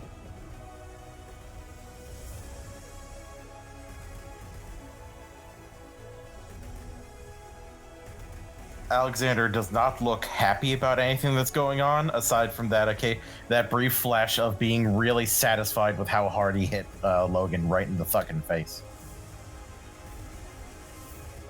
Gabriel will just say, as you say that, I don't know what's happening. You all broke into his fucking apartment. Yes, but I'm it was supposed to fine. be a surprise. And We didn't tell Gabriel what's going on. Of course you don't, because you don't fucking tell Gabriel anything. I'm Hey, Alannah. fine. Hey, Alannah, did you tell us that you weren't going to be showing up today? I thought you meant you would get the fucking message. Do you remember the whole people like us are going missing? Yeah? Going radio I silent thought means you we would assume you're in fucking danger. call me. I would have picked up if I thought it was an emergency. Also, let me know whenever I have to roll anything.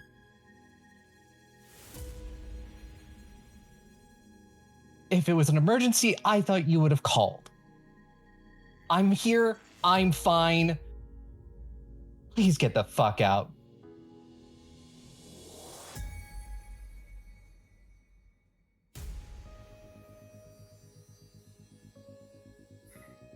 Ari really wants you to come to the shop. Both of you. And he'll glare at Logan.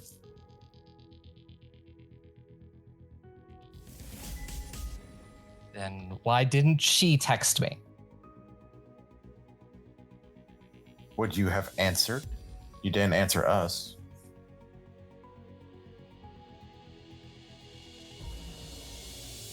I have honestly no clue. You know what? I wanted to have a nice fucking night in. And you've all fucking ruined it. It's all right, babe. You know what? It's fine. It's fine. Trust me. You know, now they're all calm. Do you mind explaining who the fuck the three of you are? My coterie. Oh, these are Dr. Gabriel Monroe. You didn't tell me about him. Oh, weirdo shit. That might be why. But he's our weird little shit, so keep your mouth shut. Alex. Ivy. Alex just cracks his knuckles. No, babe. It's fine. Yeah, I think we got off on the wrong foot. We really The three did. of us, the group of us. Come on, we can all be friends. We can all be buddies. It's fine. Hey, You have a listen. debt that needs to be paid. I am aware. Little Missy and I will. We'll figure it out later. It's fine. She seemed rather insistent that you pay up on it now. Can we at least put clothes on, Ivy? Feel free. This entire time, Alexander has been trying to avoid looking at Alannah like too much aside from her face. The eyes are up here. The eyes are up there. Dear God, the eyes are up there. It's like there's so many tattoos. You don't usually see the one that's under the bust. Yeah? It's a little vampire bat, a little bat hanging upside down. Ah. I'm taking a point of psychological damage myself. Yep. Losing Gabriel willpower. will, as she says this, Gabriel will take off of his lab coat and kind of hand it over to Alannah. I mean, I have clothes. They're just on the floor. Oh, Alannah, he's just trying to be nice. Be nice. Come on. Look at him. Take it. I'll say, mate, you really got me there for a second. And he kind of like taps you on the shoulder, Gabriel. And Logan will go and collect Alannah's clothes for her and just kind of toss them over. So, with the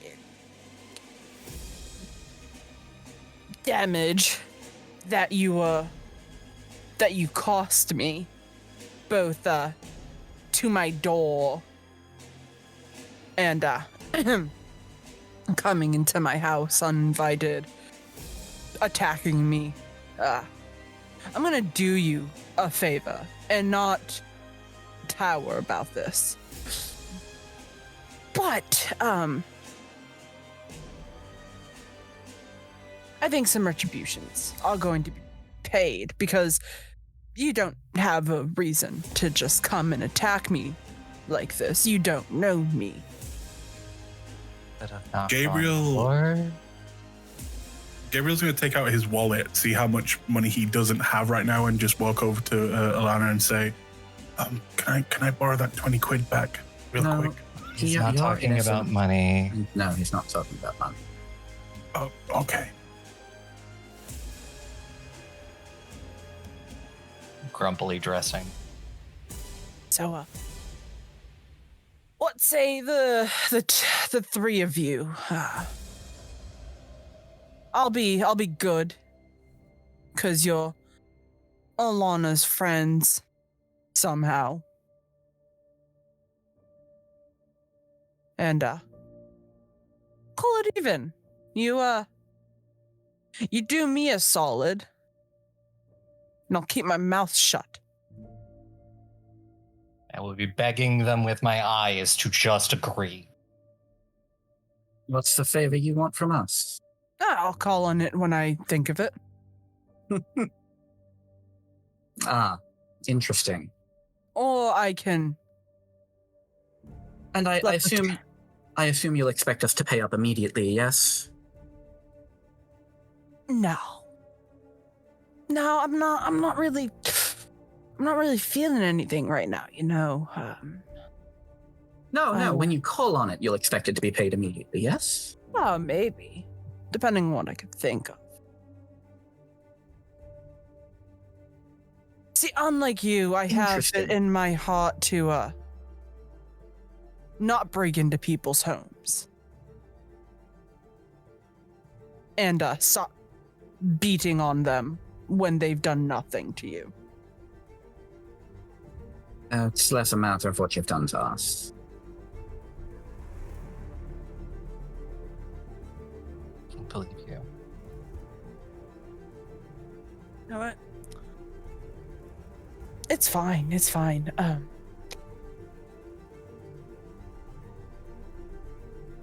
You know, Alannah, maybe this isn't gonna work out between us. Your friends seem protective of you, and that's cute. But What? sorry, babe. I don't need crazy bitch and dickbag coming in every time that they get slightly upset with you and start pounding on me. Not my style. Logan, Is she not worth that Why? much to you? Oh, actually, she's worth everything to me. Doesn't But- sound like it. Yeah, it's bullshit. If you're not willing to put up with this, then she can't be worth that much. says the people who broke into his apartment. You're defending the guy who's giving up on you. No, you. You know what? It's fine. I don't want to give up on you, Alannah, but I need these people out of my house immediately. Because if I lose my shit, everybody in this room is going to regret it. Yes. We're gone. Sorry about stabbing you.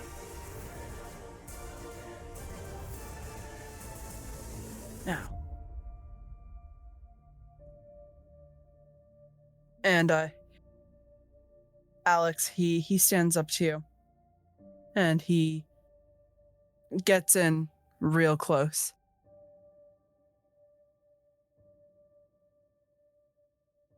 Keep your fucking eyes off of her.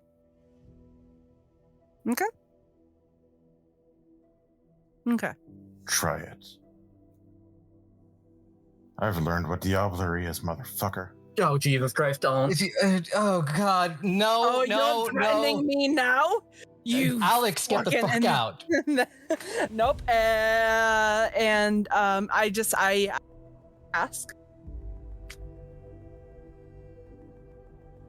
You brought up diablerie.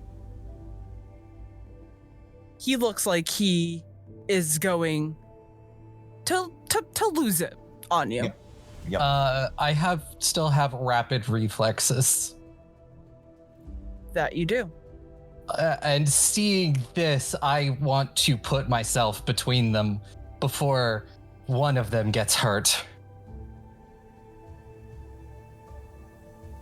Okay. I want you to make me a Dex and Athletics check.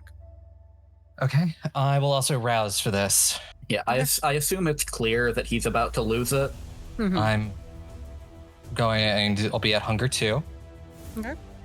After this roll.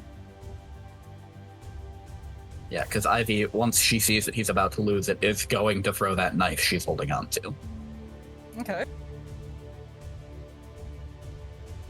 And I will spend a willpower to re-roll 2 of those dice. All right. Feel free. So it's 3 successes to get between them. Okay. This is going to be a round where everybody is going to, because it's kind of chaotic. So everybody is going to get a chance to act. So we are going to, this is now going to turn into a 3-2-1, where there are going to be 3 rounds. You have to make a kind of like a snap decision of what you are going to do.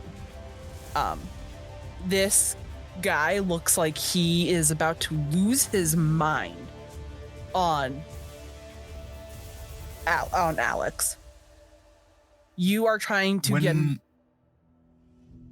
When you say lose his mind, do you mean like frenzy lose his mind? Frenzy lose his mind. Yeah. Okay. Alannah, you rolled 3 successes to throw yourself in between the 2 of them. Yep. So we will keep that in mind.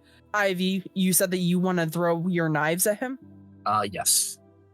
Gabriel, what are you doing? If he's going in for like the attack, and Gabriel knows what a frenzy looks like, especially Gabriel. Yeah. I think with everything happening and just who Gabriel is as a person, and seeing that it's all his friends and they're kind of all fighting right now, he's gonna try and literally telekinesis throw this guy through the window and out the building. Did you prepare that alchemy formula? I have 1. Okay. All right. Alex, the provoker. What are you gonna do? The moment that he saw that and saw Alannah start moving, he is going to work to just avoid Logan. He's not wanting to make an even bigger fight or cause any more destruction, despite the fact of what he just said. So he's basically just trying to avoid Logan and get out of the situation to not make things any worse than he already did. Okay. ST, Yes. can I willingly choose to go last? That's fine. Cool. Okay, so Ivy, go ahead and you're throwing them? Yes. Dexterity and athletics. All right. I'm also going to rouse for this. Fuck yeah.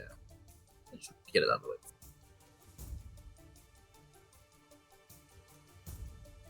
Let it. Get rid of it. 1. 4 successes. Okay. And I do have rapid reflexes as well, so I will just draw an extra one as a minor action. Okay. Alannah threw herself in the middle of that. Yep. Alex, I'm gonna have you roll me a Dex and Athletics check. Okay.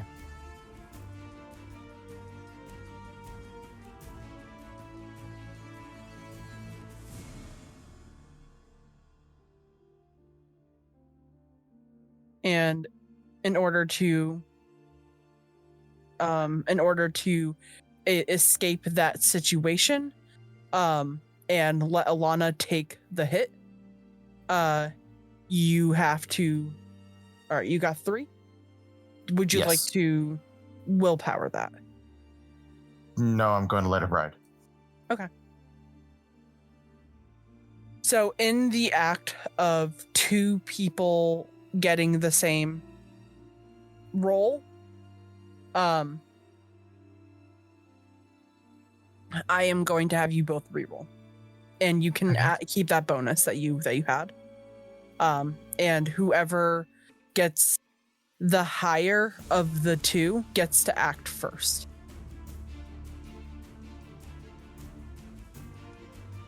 Or successes. 2.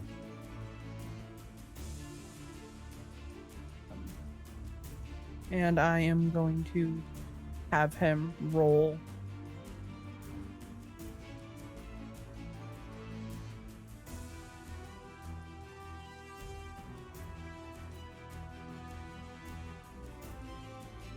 Going to roll 3 successes.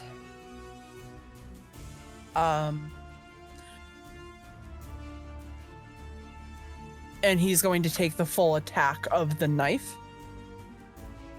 So that's 6 divided by 2 is 3. All right.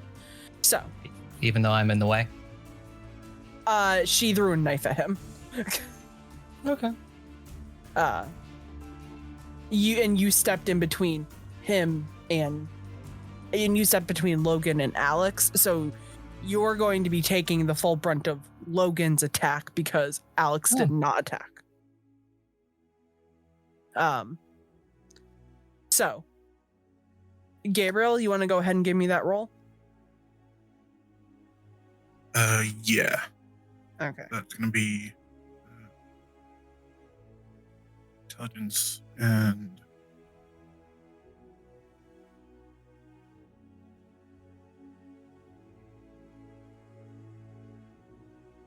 that's a success.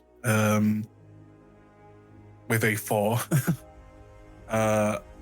And then he needs to roll 1 second. Strength and athletics versus my resolve and alchemy. Okay.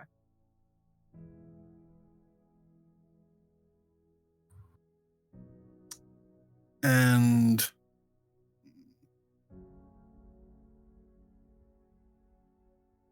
do I want to rouse? Uh-oh. So because you all right, so There's also- you have to be at a 6. 8 to 6. Yeah, why not? Let's rouse. Well, after. But So your dice bonus is going to get taken away from, I believe you had it up for your dexterity at first, and it's going to go into your resolve. Yeah. That is +1. I thought you had already rolled it. No, that was me No. Oh, rousing. +1.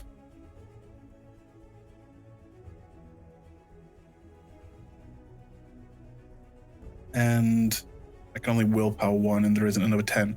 So yeah, I mentally try and push him away, but he managed to, I don't know, grab onto something. He manages to grab on to Alannah. No. No. So here is how this looks. Alannah, Mhm.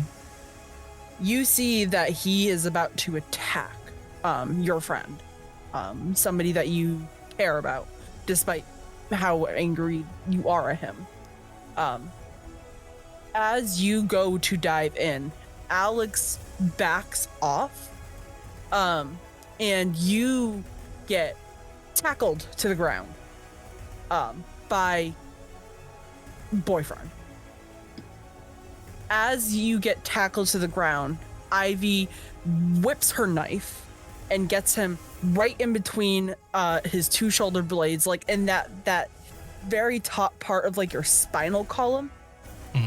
And the knife is stuck in there, and he lets out a ear-piercing screech.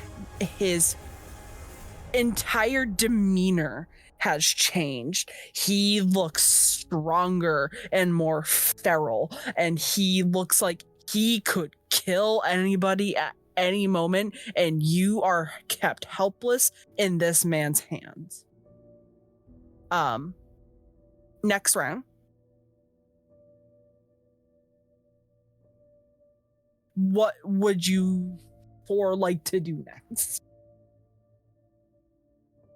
Alexander's going to focus on getting Alannah out of there and making sure that Alannah is safe.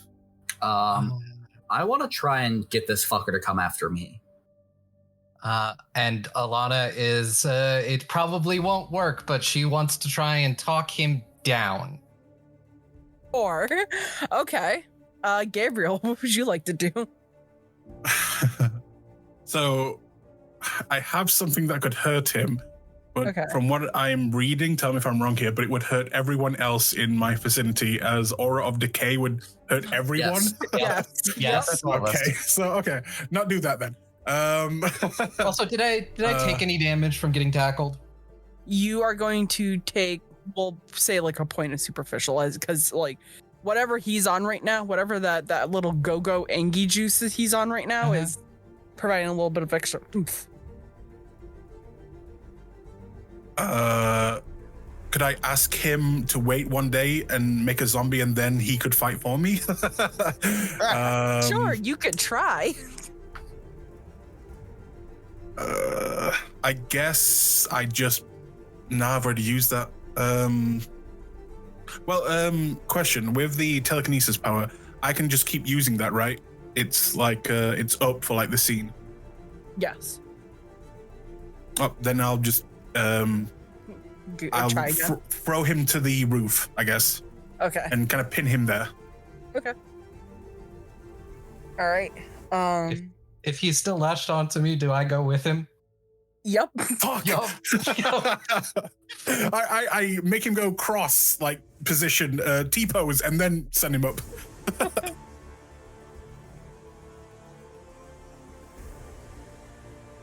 What a time to be a thin blood. Yeah. Okay. Yeah. Let's make some rolls then. I'm gonna let Alannah go first. To start her social political. I want you to roll me. Let's go with a charisma and a persuasion -2. -2? Okay. You know what? We're gonna rouse again for this. Okay. We're gonna get hungrier. Mm-hmm. But that will be at a... So that would be at a -1. Yes. Would my spec in seduction help? Probably not. Okay.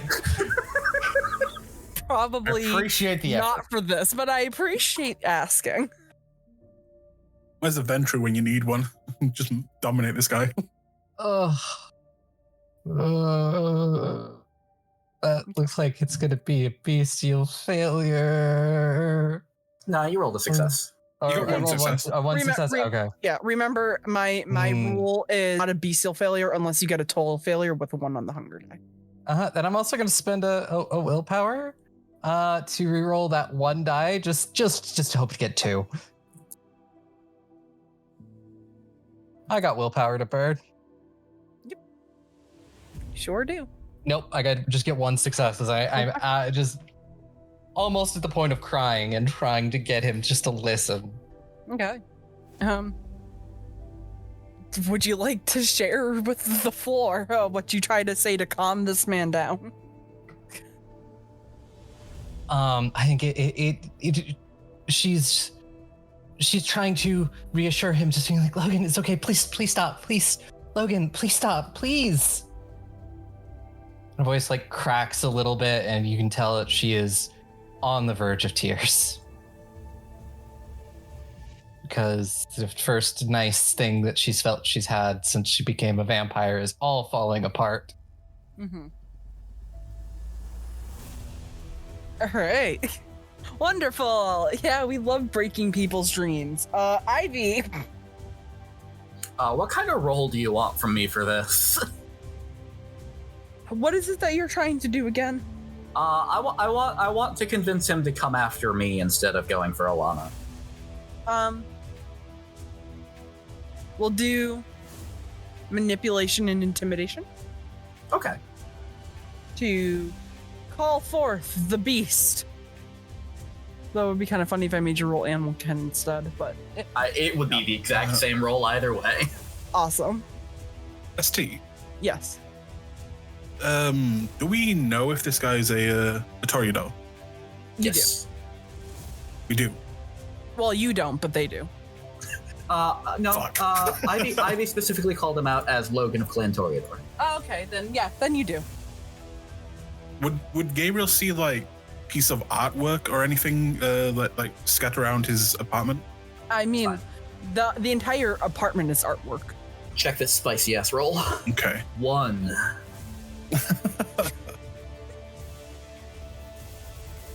I'd ask if you want to willpower that, but It will have at most no effect. no effect. Yeah.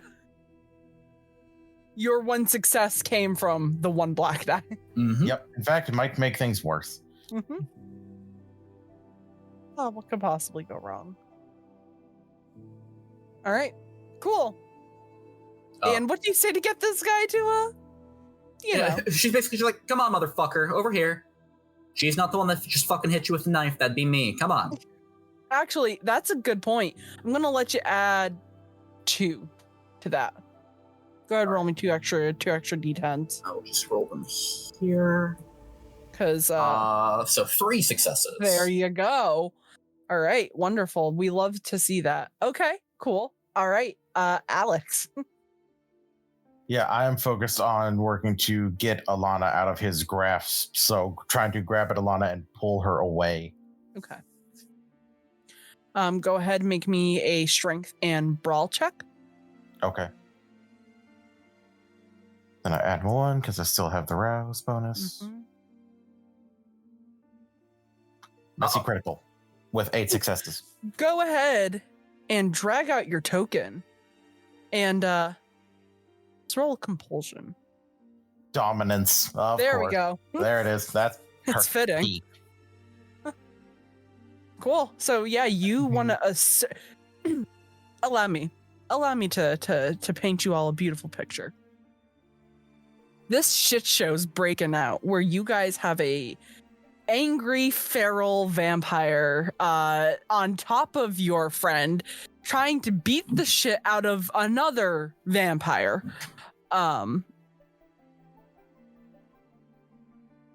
One of you's trying to talk him down. One of you's trying to talk him up to attacking you.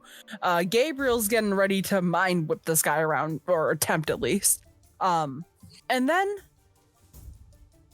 Alexander goes in with this strength that he didn't know he had inside of him, and he swoops under Alannah's arms and pulls her out from under him.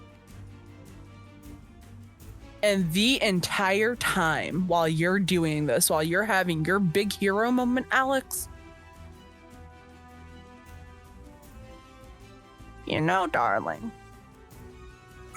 back in my day, whenever we had a man who was not treating us the best way, we would rip and tear into him and show him who's boss.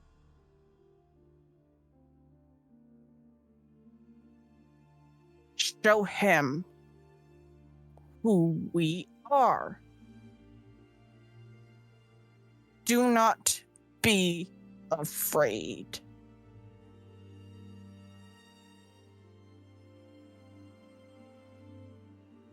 You are the strongest person here, and it's time that this little whippersnapper learn that.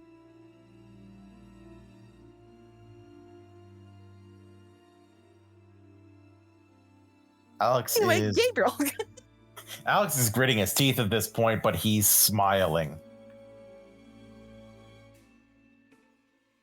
Okay. Anyway, Gabriel. Gabriel looking at Alexander, now considering to maybe throw him through the window as he sees the evil in his eye. Yep, just Satan across his face. Yep.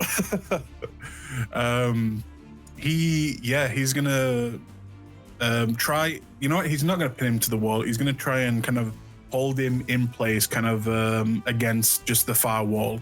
That way, people can reach him if they need to. So make another, I believe it is strength and athletics. Alannah is full on crying by this point.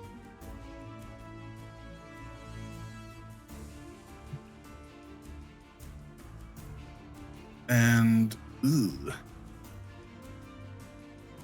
I will willpower. Well, are you sure that you want to willpower?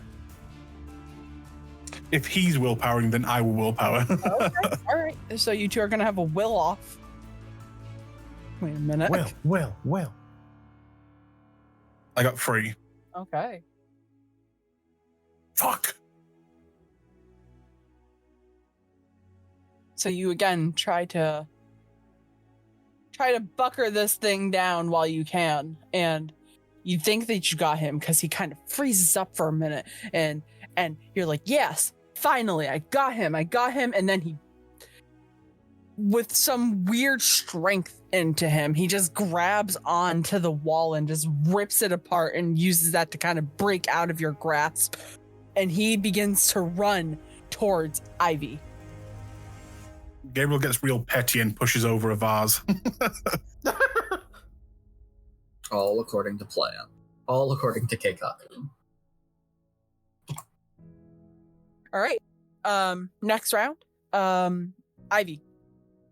He's running towards you. Excellent. I'm gonna potentially make a bad decision. Love that. Okay. So anyway, You made good decisions tonight. Of course. no, but Yeah. it's about to get worse. In my defense, this is not how I expected this to go. That being said, probably should have been how I expected this to go. Probably. So anyway, you know that little baggie of drug I picked up? Yeah. I'm gonna do a thing, and I'm gonna take that. Okay. That's going to eat up your turn. Yeah, I know. Yeah. Unfortunately, you can't just snort a whole bag of cocaine in 2 seconds. That's not a 2-die minor action. No. It's fine. This is where things get fun. Okay. Okay, I succeed the rouse check. I Okay. suffer 1 point of willpower damage. Yep. But now blood potency 1 for the scene. Beautiful. I'll have you make your addiction roll after. That was the addiction. Okay. That was all. All the addiction stuff is the superficial willpower damage, and they make a rouse check. Right. Okay. Cool. All right. Cool. So yeah, you spend your turn. You guys see her. You think that she's gonna start to do something really fucking cool. She just takes out a baggie with some white powder in it and starts snorting it. This is not Pretty the on time. brand. When she's done, like, she kind of just rolls her shoulders and looks at the fucker. Okay. All right. Next, we're gonna go back into the turn order. So Gabriel, you're next. My turn. Yeah, your turn. Oh, wait, didn't I already had my turn? Yeah. Now we're going back into turn order because this wasn't resolved in 3 Oh, turns. okay. So. Well, this is the third turn, isn't it? Oh yeah. This is Well, I'm at least gonna let you guys declare your actions, so I'll go in order of what you all want to do. I figured that was what you were going to do, Ivy. So that's why I was just like, all right, Yep. you can whip out your bag and, you know. A part of Gabriel just wants to go into the corner, crouch down, and cover his ears and pretend this is not happening. Honestly, fair. But yeah, he's just gonna try the same again. I would stab him, but at most I probably would do 2 damage at the very most. So yeah, he'll just try and pin him to the wall again. Okay. Before I have you make that roll, Alex.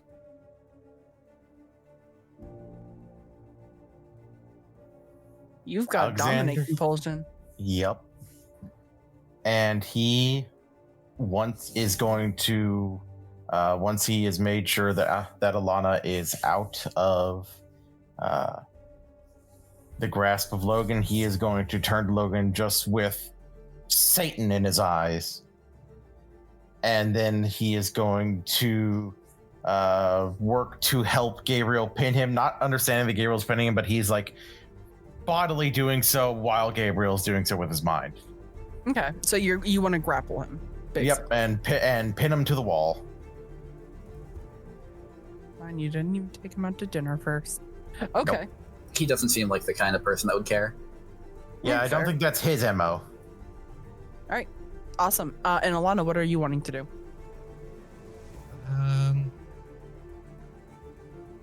I think I'm going to very weakly and pathetically try and stop Alec. Not like wanting, like more in the moment, just like more worried about him getting hurt, and in a very bad space. And suddenly it's like he's gone, and I don't want him to be gone. And you know, and kind of less of like try to pull him back, and more of I'm just kind of clinging to him as I'm crying. Okay.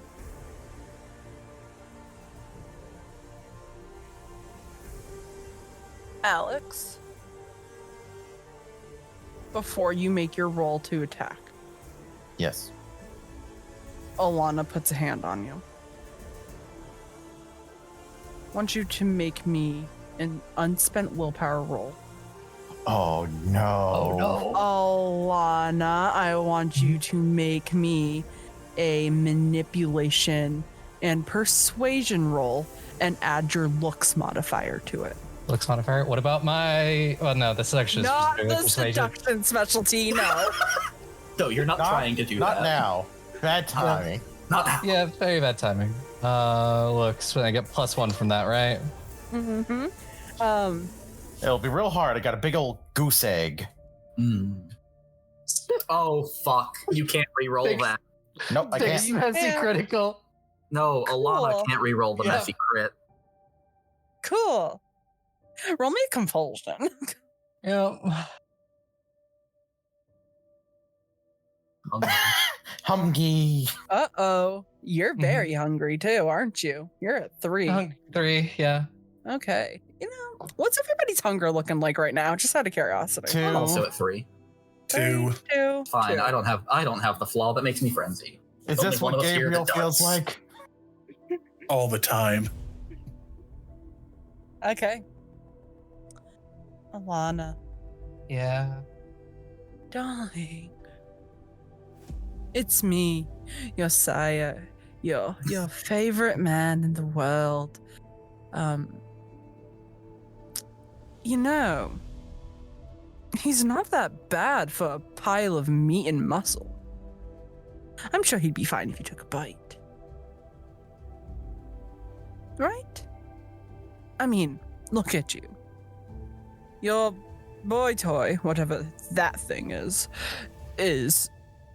not incorrect. You could probably get just a little bite. You should. We're hungry. Don't disappoint me. That's all for now. And that voice, you're hungry. And Alex is right there, and he looks kind of delicious. The moment, though, Alex, the moment that you go to get your hands on him, you get that gentle touch and that desperate look in her eyes. And it makes you pause for just a moment.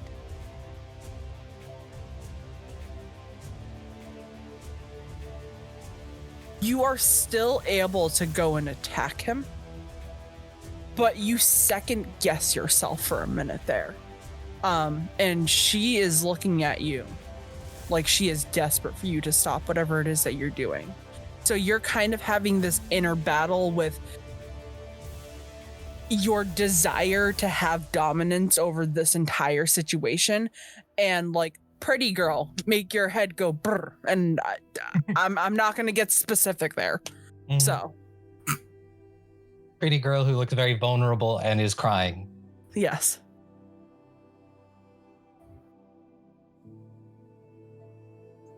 Shouldn't have told me what you told me, bitch. That's all I'm saying. Is Yeah. Yeah. Yeah. It's fine, I got He this. is going to. He was thinking back on the things that the Archbishop had said, and was thinking that they sounded pretty fucking good right about now. But the moment that he sees Alannah, he just stops, and he looks hurt. Like, oh God, what have I done? And he is just stuck looking at her, and I will spend willpower if I have to then for the rest of the turn do nothing. Okay. Spend your point of willpower. Okay. Just as a reminder, you've only got one left. That's correct. After that, you start taking penalties to all dice rolls. Yes. All mental and social. All mental and social dice rolls. Okay. Gabriel, you can try to pin him to the wall now. Well, you let me know, as a doctor, looking at his body, does he look like hurt? Like he is, I don't know, on his way to torpor or anything? Or does he look like he could still take quite a lot? He looked like he could take a couple more hits before he Fuck. Okay. In that case, Gabriel, seeing this, he's going to try and launch this guy out the window again. Okay. Give me that roll.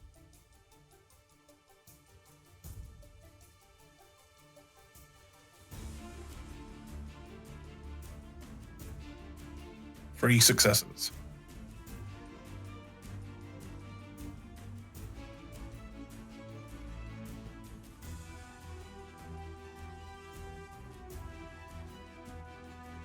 Ooh.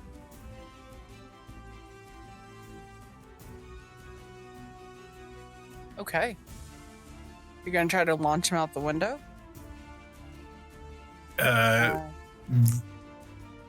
From what Gabriel knows, this guy is like very strong and looks like he's not, nearly down yet.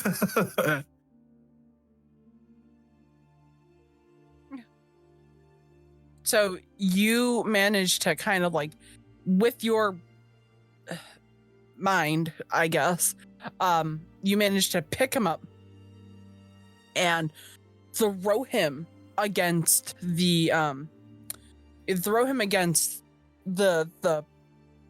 window. It's not quite enough to break the window, but there's a crack in it. I want you to roll me 3 dice.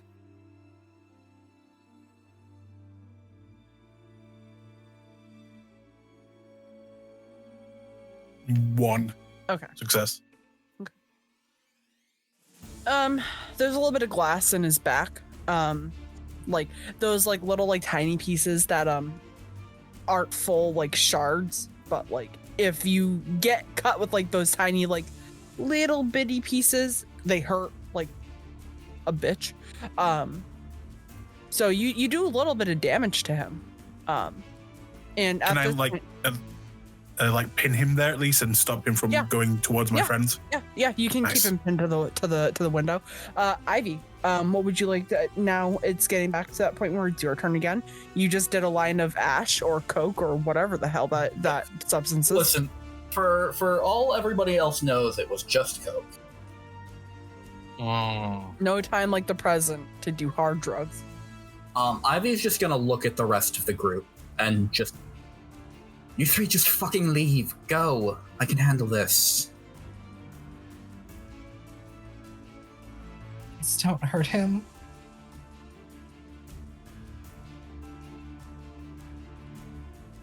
I'll make sure he doesn't die. Promise that. Just go. I don't know why, but I don't believe Ivy. Ivy is being fully truthful. Okay. Like she will not kill him.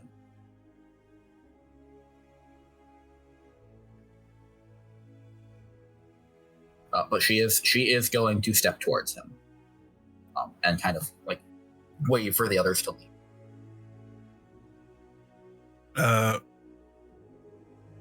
Gabriel will start moving towards the door, but he'll keep his kind of concentration on this guy. And I believe because I'm pinning him, he can't dodge anything right now. So I'll just kind of hold him there while I move back to the door. Alexander will move with Alannah and is unable to look at her right now. I guess I will, with like the words of "please don't hurt him," move and I guess leave.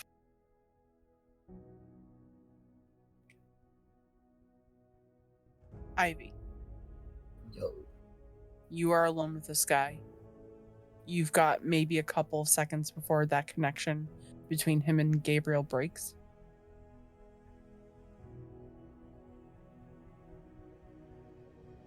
Is it that you would like to do? Ivy is just going to jam one of the knives into his chest. Okay. Are you attempting to stake him? God, no, it's a metal knife anyway. Well, in V5, anything can be used as a stake. But yeah, no, she does not have the skills by which I mean she does not have the strength to try and stake him. Okay. So you just want to shove a knife into him and run. Oh no, she's staying in the room. All right. She's staying in the room until this fucker drops to the ground. Okay. Go ahead and make. You are going to get 2 turns of pinned up guy before he's let loose and you don't know what he's capable of. So go ahead and make a dex and melee roll. He is not able to dodge. Since I have blood potency 1, my surge bonus is now 2. Yes, it is. That's not great. Okay. Did you want to willpower any of that? Oh, it's my last one. And you never know when you'll need it. Well, ST. technically, I can take aggravated willpower damage. It's fine. ST. Since I'm holding him there, can I also like do the help action to her as well? No, you can either do one or the Okay, other. okay. You can hold him in place for a couple more seconds, or you can drop him and help her. Okay, I'll hold him. Okay. I will do the willpower. Ah, shit. So, upside. That becomes 5 successes. Yes. Downside. Well, that's unfortunate. Roll me that compulsion. Oh, well, I mean, this is fair. Yeah, it's literally a give and take type of thing. So, all right. So that's 7 half to 4.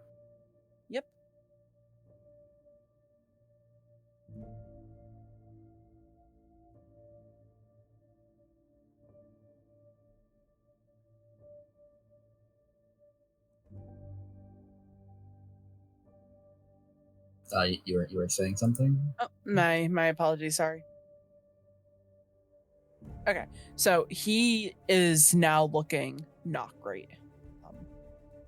He looks like he is on that brink of maybe falling into torpor. You don't know how much more he can take, and you've got one more solid hit on him before that connection is dropped. All right. See how this goes. Okay. 4 successes. Okay.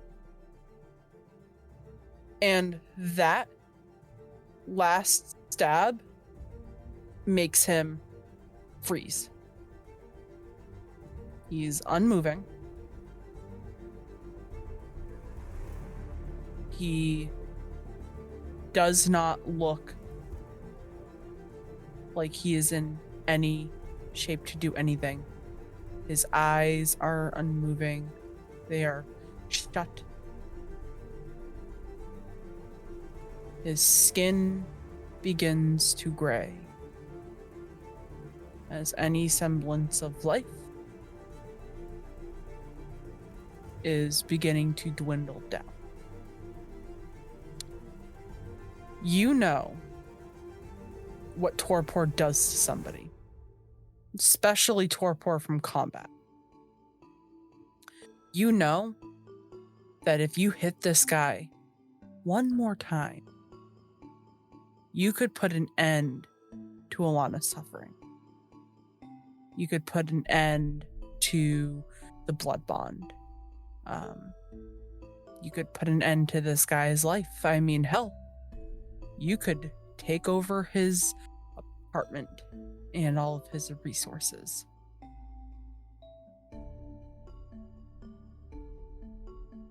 You have a knife in your hand.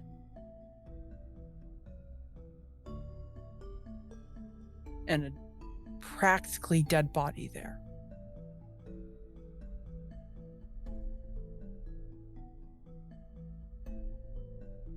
What is going through Ivy's head right now? As much as she wants to kill this guy, she made a promise.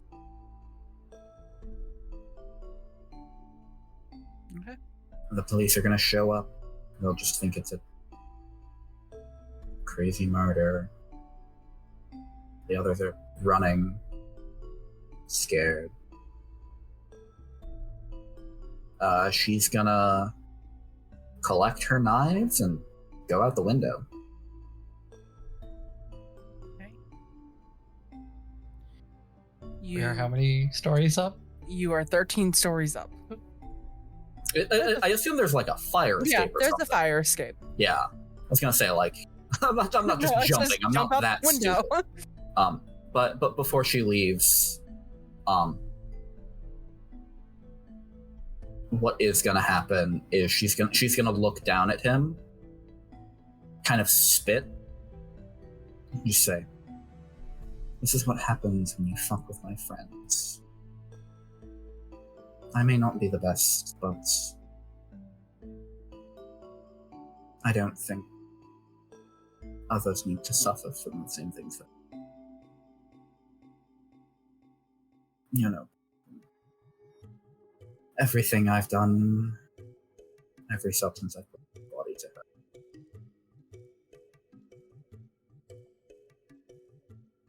And she will leave. As you escape out the window, down the fire escape,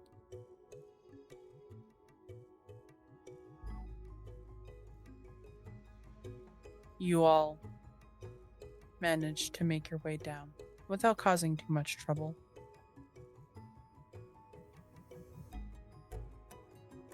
Some of you knowing that he brought up the Camarilla, and maybe you begin to wonder what that will mean. Some of you just barely getting out with your lives. Some of you feeling a new sense of hopelessness. And that is where we are going to end today. tonight. Thank you all so much for joining us tonight for episode 6 of City of Smoke. We hope you have a wonderful night